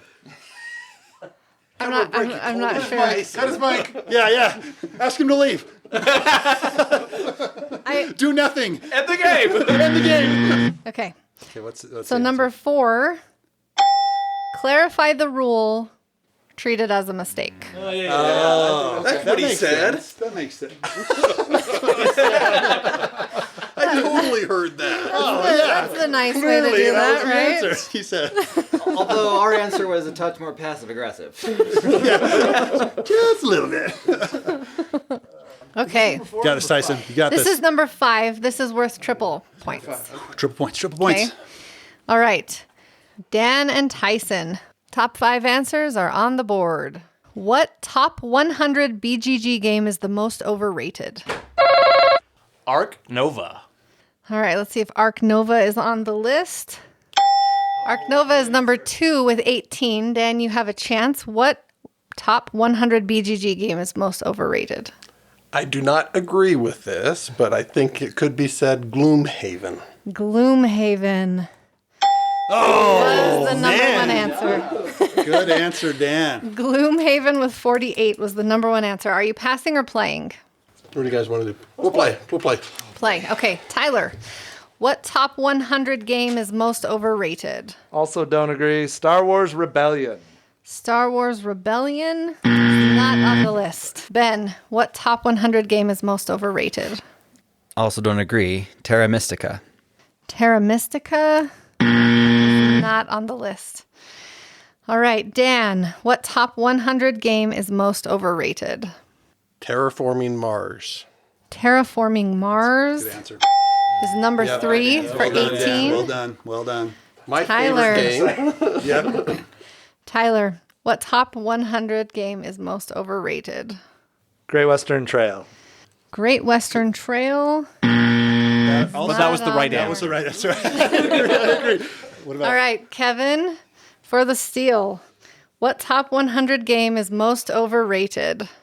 Well, we're going to go with Brass Birmingham. Brass Birmingham, Not confident with that. not on the list. Okay, number 5. Lost Ruins of Arnak. The next one like better. those The next answers. one better be doing Imperium. It better be. That would be hilarious. Please be doing Imperium and go. Bonus, I didn't fill out the survey 12 times. Oh man. So that was number 5. Lost Ruins of Arnak was Please be doing 12. Imperium. Please be Number doing Imperium. 4, Scythe. Scythe with Scythe is my favorite also game. with 12. I love Scythe. I like all of those top 4. Yeah. Okay. Was that a jab at Lost Ruins of Arnak, Dan? Moving on. Question number 6. Okay. How many points did we get? All right, we're moving into the last round. That one got you 84. You have a total of 120, and Kevin's team has 160. Whoa. So again, Whoa, it comes down to this last, Come on, Mark, this you got last this. game. Okay. Tyler and Mark. The top 6 answers are on the board. What IP has the best board game adaptation? Sorry. I think Your answer is incorrect already. Dune Imperium. That is incorrect. All right, Dune Imperium. Oh, yeah. Dune was the number 1 answer with 21. Are you passing or playing? We're going to pass. Passing. Okay. So that goes to Kevin? Yep. Yes? Kevin, what IP has the best board game adaptation? We're going to go with Star Wars. Star Wars is on there, number 4 with 9. Tyson, what IP has the best board game adaptation? Lovecraft or Cthulhu Mythos? Cthulhu. Good answer. Good answer. Lovecraft. It's number Okay, 6 with nice. 9. Mark, what IP has the best board game adaptation? I will say Star Trek. Star Trek. It's not on the board. That's going to be my answer. Kevin, what IP has the best board game adaptation? We're going to go with Indiana Jones. I have no idea. Indiana Jones. Not on there. Tyson, what IP has the best board game adaptation? I'm going to go with Harry Potter. Harry Potter. Good answer. Yeah. Not on the list. What? So you guys can steal. It's got some good stuff. Tyler, what IP has the best board game adaptation? Marvel. Oh my Marvel? gosh, Marvel. What? Wow. How did that not get there? I don't know. That's crazy. Number 5, Battlestar Galactica Yep. with Okay. 9. Number 3, none. Okay. They all suck with 12. And 2 was Lord of the Rings. How did it miss Lord of the Rings with 15. Oh, wow. So, I admire the cynicism. None shows up multiple times. Big fan of that. There are a lot of trick questions in this game. yeah. I like it. All right. So, Kevin, your team wins again. Nice. You had a total of 199 to 120. So, you guys get to do the final one more time. So, choose who will participate in that. Let's swap. We have Kevin and Tyson going for round 2 on Fast Money. This time, Tyson will be going first. Tyson, are you ready? Okay. What player color do you avoid? Red. What gateway game got you into the hobby? Catan. What is the worst snack for board gaming? Cheetos. What online game store do you use most? Miniature Market. Name a board game that features trains. Ticket to Ride. Boom. Good job. Wow, okay. All right, so your first answer, what player color do you avoid? Red. What got you 25? What gateway game got you into the hobby? You said Catan. For 27, that was the number 1 answer. Worst snacks for board gaming. You said Cheetos. That's worth 41 points. That was also the number 1 answer. What online game store do you use the most? You said Miniature Market. That got you 16 points. That was not the number 1 answer. And name a board game that features trains. You said Ticket to Ride. That one was worth 61 points and was the number 1 answer. There we go. Yeah. That was a total of 170. Wow. Kevin will need 30 points. Kevin! Pressure's on. I am going to screw this up. Tyson got you 170. You only need 30 points for the win. Okay. You got this. Why couldn't you get 201? Okay, Logan, 25 seconds. Okay. You ready, Kevin? Sure. All right. What player color do you avoid? Orange. What gateway game got you into the hobby? Catan. Nope. Ticket to Ride. Worst snacks for board gaming? Cheetos. Nope. Cookies. What online game store do you use the most? Miniature Market. Nope. Cool Stuff Inc. Name a board game that features trains. Ticket to Ride. Nope. Imperial Steam. That completely pains me. Why did I think of that game? Well, that's getting us 0 points. gosh. $30. I hope it comes down to Imperial Steam. Yeah. Well, I hope we're like 1 point away and we lose. All right. Okay. Let's do this. All right. For what player color do you avoid? You said orange. That was worth 3. Okay. The number 1 answer was yellow. Yes. And you said yellow? No, I said red. Oh, okay. He got the number 2 answer. Nice, nice. What gateway game got you into the hobby? You said Ticket to Ride. That was worth 13. That was the number 2 answer. Tyson got the my number 1 with gosh. Catan. Okay, okay. You got this. Good job. Okay. Worst snacks for board gaming. You said cookies. Oh my gosh. We're not going to get there. Imperial Stream's Imperial Steam's going to kill us. Why did I have to choose that? Oh, this is terrible. We're gonna get it at 199. Well, Cool Stuff Inc. doesn't even sell games anymore. They just got rid of all their stuff. Okay. All right, is it going to be 13? What online game store do you use the most? You said Cool Stuff Inc. Yes. That was worth 2 points. Oh my gosh. And name a board game that features trains. Your response was Imperial Steam. Oh my Imperial gosh. Steam was worth 1 point. It got 1 point. Oh my gosh. For a total of 189. Did you have all the number 1 answers almost? Or? No. Tyson had 3 number 1 answers. Okay, 3 out So of he 5. had Ticket to Ride, which was by far the number 1 answer. The number 2 answer was 1830 for trains. Oh, 1830? I wouldn't have got that. The number 1 answer, Tyson had the number 2 answer with Miniature Market for online game store. Number 1 was Game Nerds Oh, Game Nerds, with yeah. 20. Yeah, and you know the rest. Very Cool close. Stuff, only 2, huh? Yeah. All right, thought that was bigger than that. Wah, wah, wah. Hey, but well done. Hey, And, we got there made it to the twice, finals Yeah. twice. Well Yeah. done. Good job, guys. There we go. There we go. I just want to throw a big shout out to Shelly putting this together. Here is a printout of a gift card that I left up on the printer. $25 to Hobby Lobby. Oh, I thought the Game Nerds. No, Hobby Lobby, awesome. I will go with Alicia. Yeah, yep, this is true. You're welcome, Kevin. Yep. Seriously, thank you for all the work that you put in. You're welcome. thank It was you. fun. And Logan, thank you for being our finals timer and enterer. Yeah, Logan. And thanks to our guest players, Mark, Ben, and Dan. Well done. Yeah. Thank you. Well done, guys. Well done. Well done. Well done. Before we get into things we're excited about, what game show should we do next? Should we do Jeopardy? I think Jeopardy is one of the big name ones We that we haven't haven't done. Done that one yet. That could be fun. Wheel of Fortune, if that's possible. I know it's not possible. Who's building the wheel?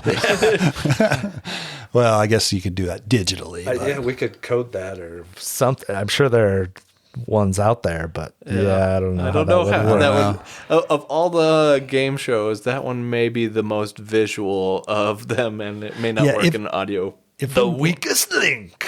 you are the weakest link. Yeah, if there's something we're missing out there, Millionaire. then- Who Wants to Be a Millionaire is another one. oh, we could do that. Yeah, put a comment in the Discord if we're missing something. You know, but I think maybe Jeopardy. All right, we'll give it a try shot. Jeopardy, and we can reach out to our community and have them submit questions and answers for specific categories that we come up with. Right. Yeah. All right. Cool. All right. Let's do it. We'll get that in the works. So, what are we excited about? You guys got anything? I'm excited for Cabin Con. That's a couple weeks away. Yeah. It's gonna be awesome. We took a little bit of time off from our. I mean, how long has it been since our last Cabin Con? We only missed one, I think. Yeah, we Yeah. missed a year. Yeah. 1 year. Yeah. 1 year. So I'm not gonna excited. be able to go this year.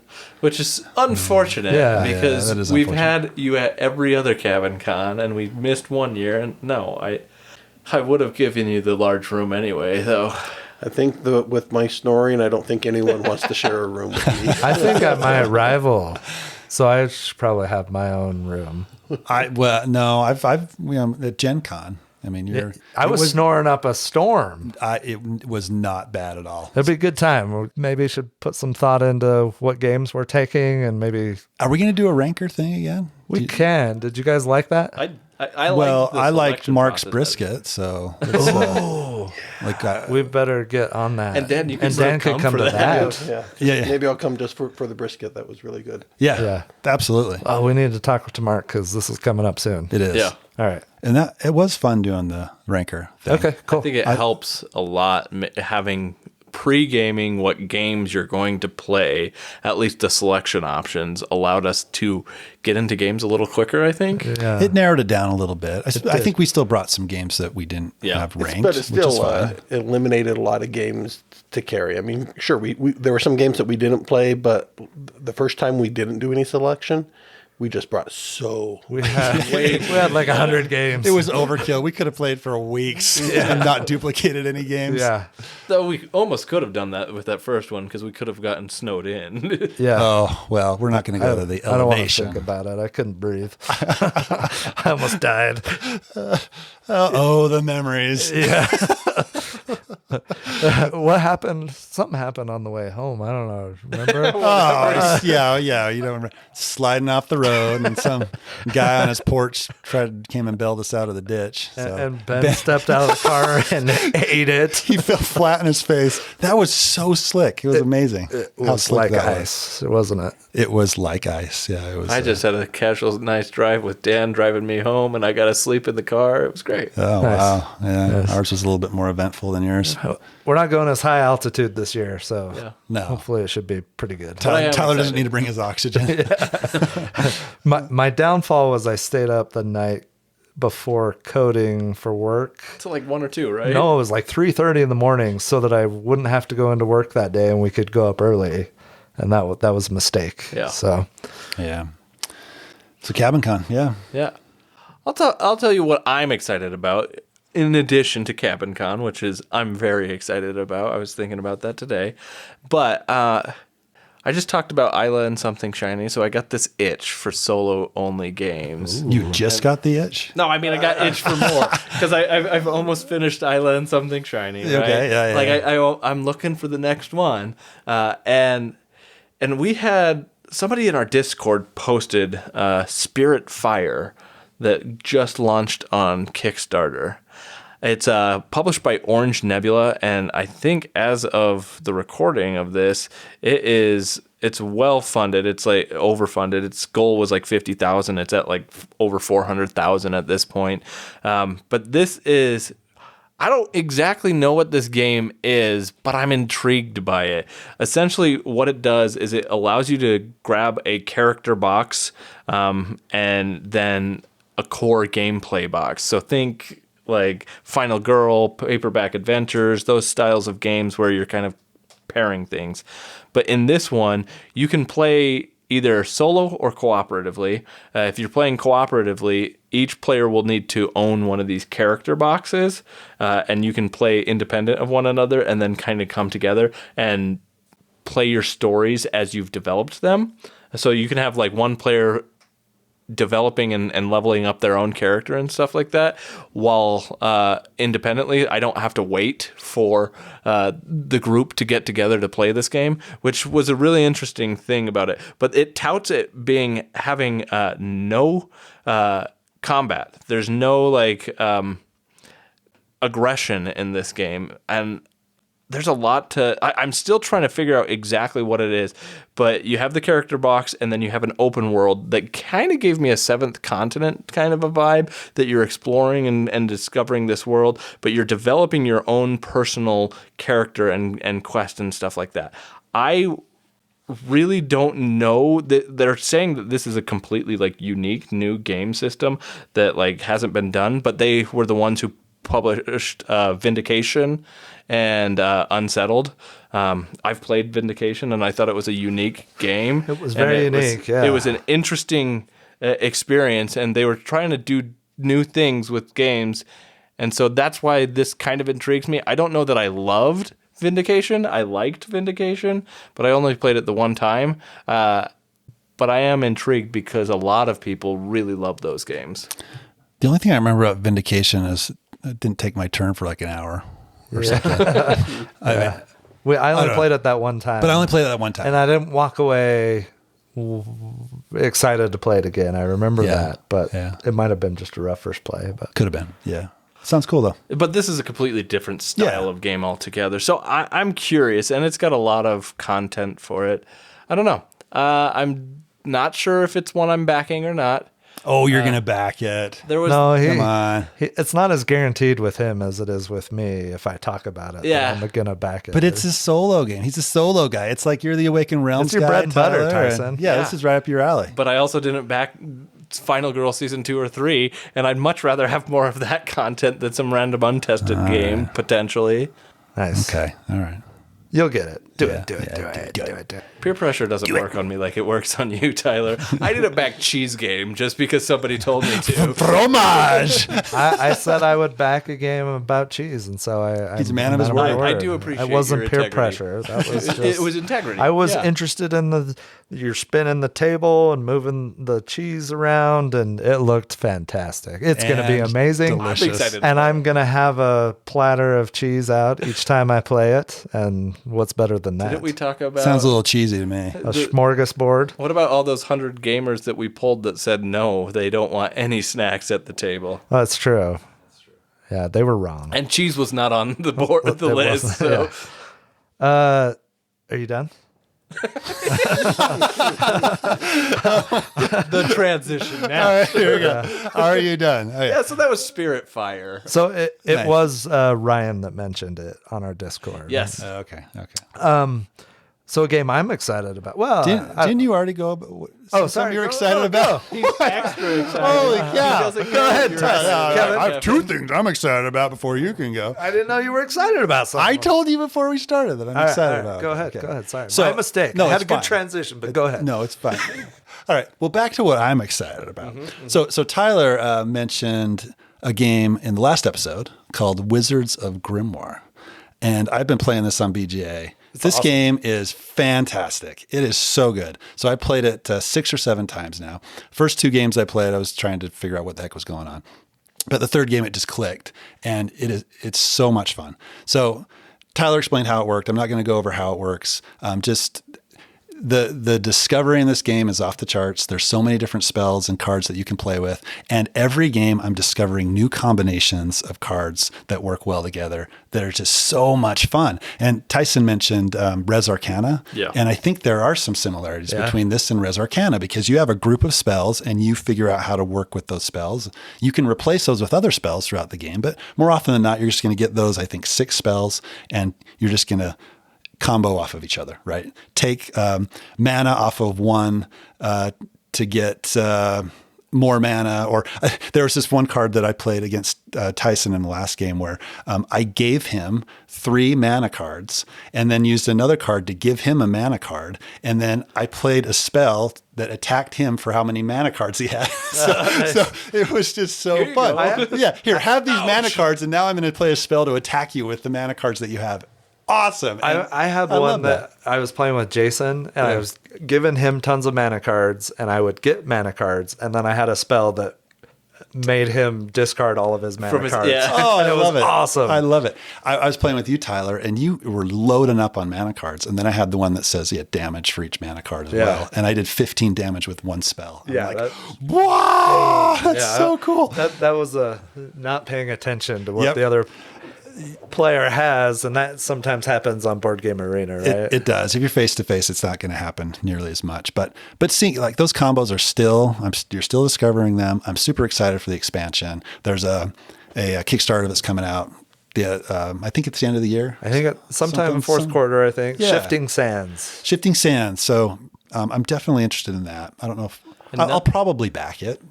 None of us have a physical copy of this right now, right? No, we don't. I want one. So eventually I think I'll probably end up picking this one up. But it's a game I've been having a ton of fun with. Yeah. Yeah, it's awesome. Wizards I hadn't of played Grimoire. it and when you discussed it last time, Tyler, and I've since been able to play it, and yeah, same experiences. The combo potential in this game is off the charts, and it's really great to see how.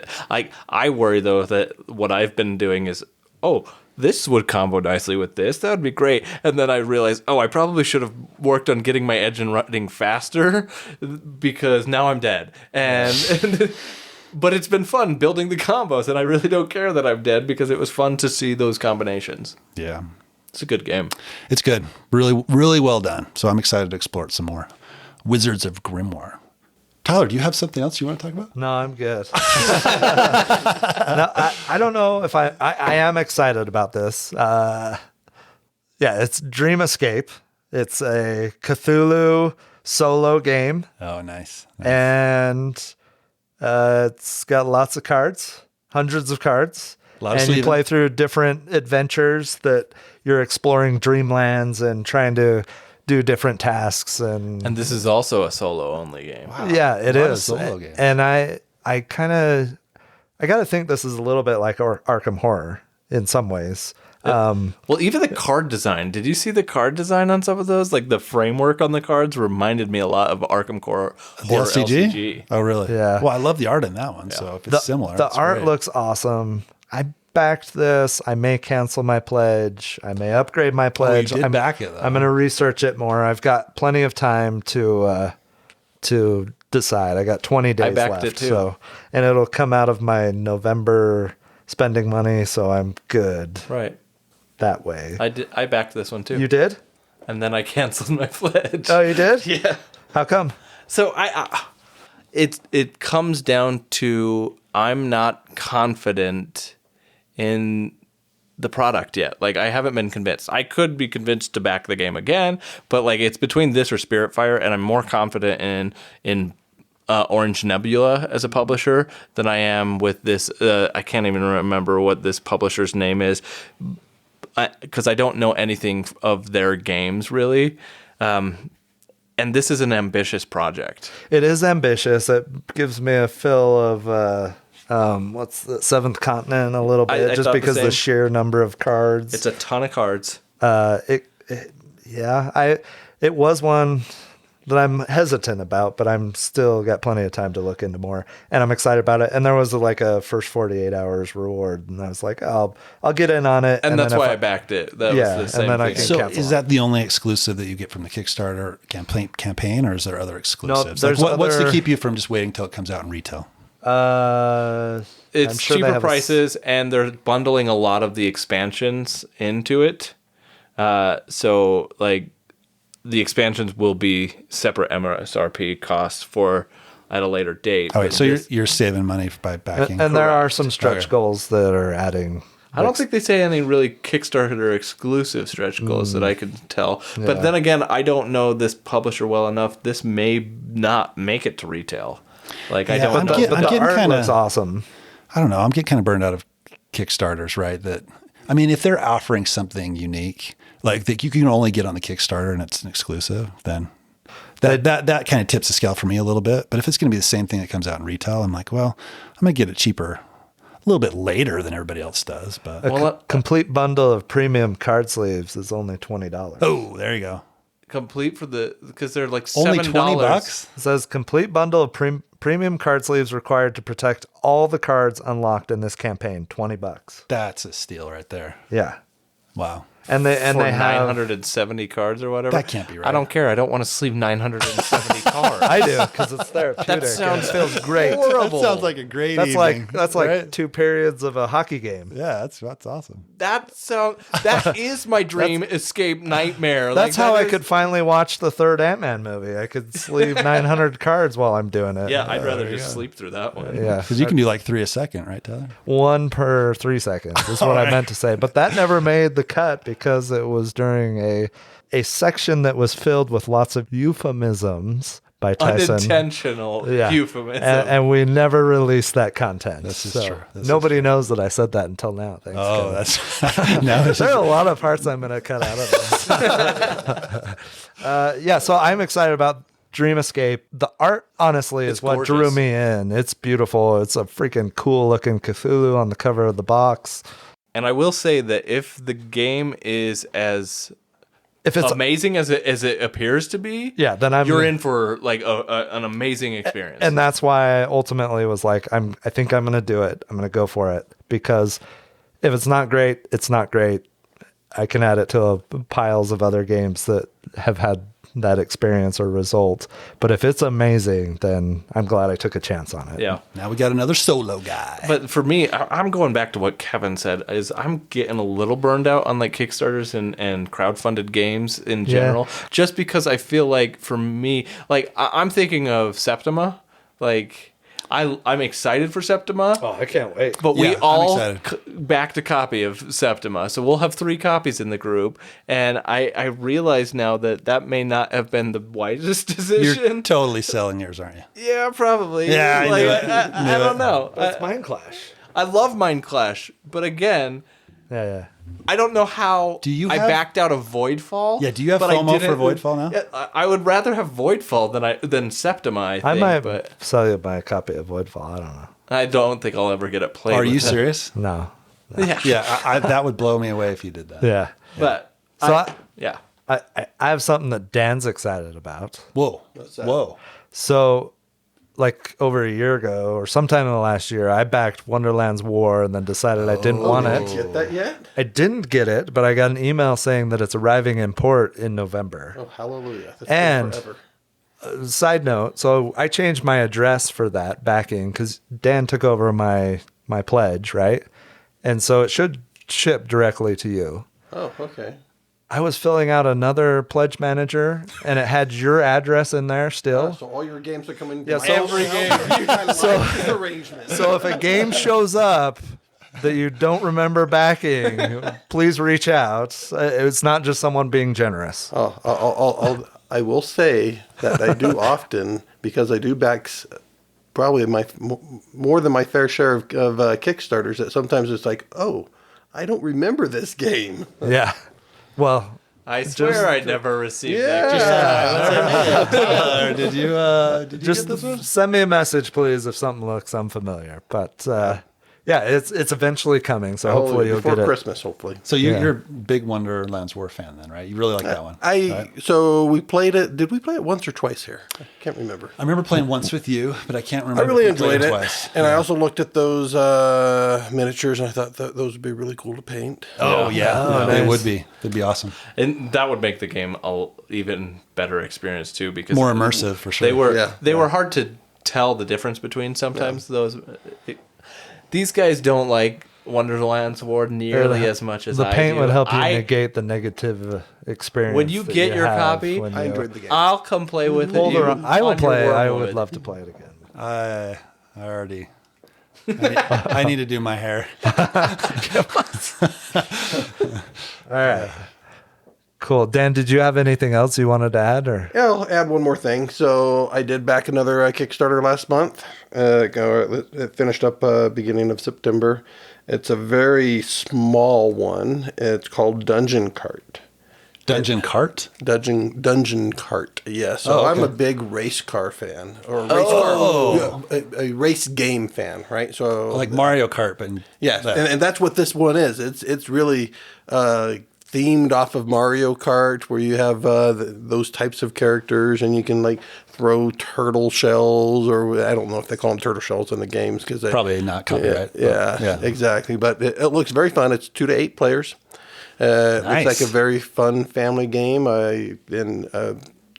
For family games, I'm always able to get out some of the race car games, so it'll just be. I'm excited. It won't fulfill until August of next year, if you're lucky. if I'm lucky. I think there was conversation about this one in our Discord. I think we right? talked I about think- it. Yeah. yeah, This is from Brotherwise Games, Yeah. which has an in with Brandon Sanderson. Yes. Yeah. And they did Night of the Ninja, which you really like. I really I like enjoyed it. I enjoyed Night of the Ninja. Again, I need to do my hair.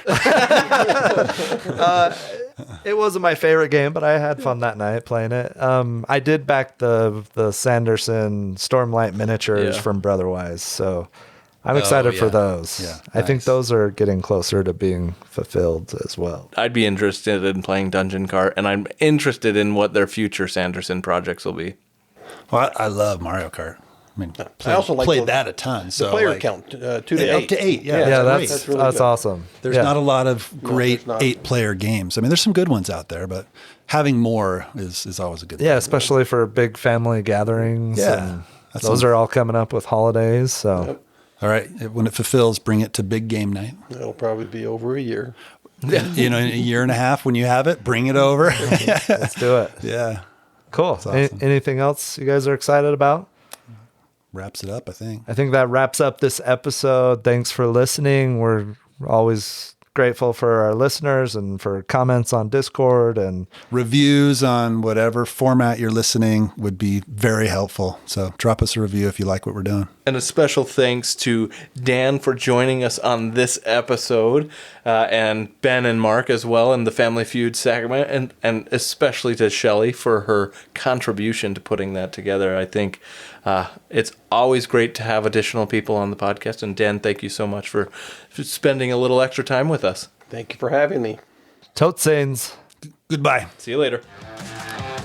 Thanks for listening to this episode of the Longest Turn Board Gaming Podcast. If you enjoyed this episode, make sure to check out our full-length episodes. We discuss games that we've been playing, do deep dives and feature reviews, share top 5 lists on a variety of board game topics, and discuss all things board game related.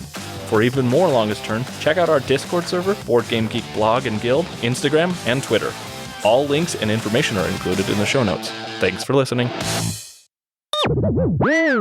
There was one that didn't have enough responses, but it was like, talk about them behind their back. there were some funny ones that didn't make That's it. a good one, too. I like that. Reinstitute caning. Okay, Tyson, or not Tyson, what? What in the actual bells?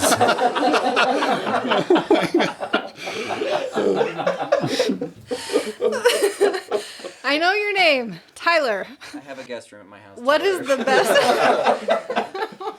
For Shelley? Yeah. We do get along.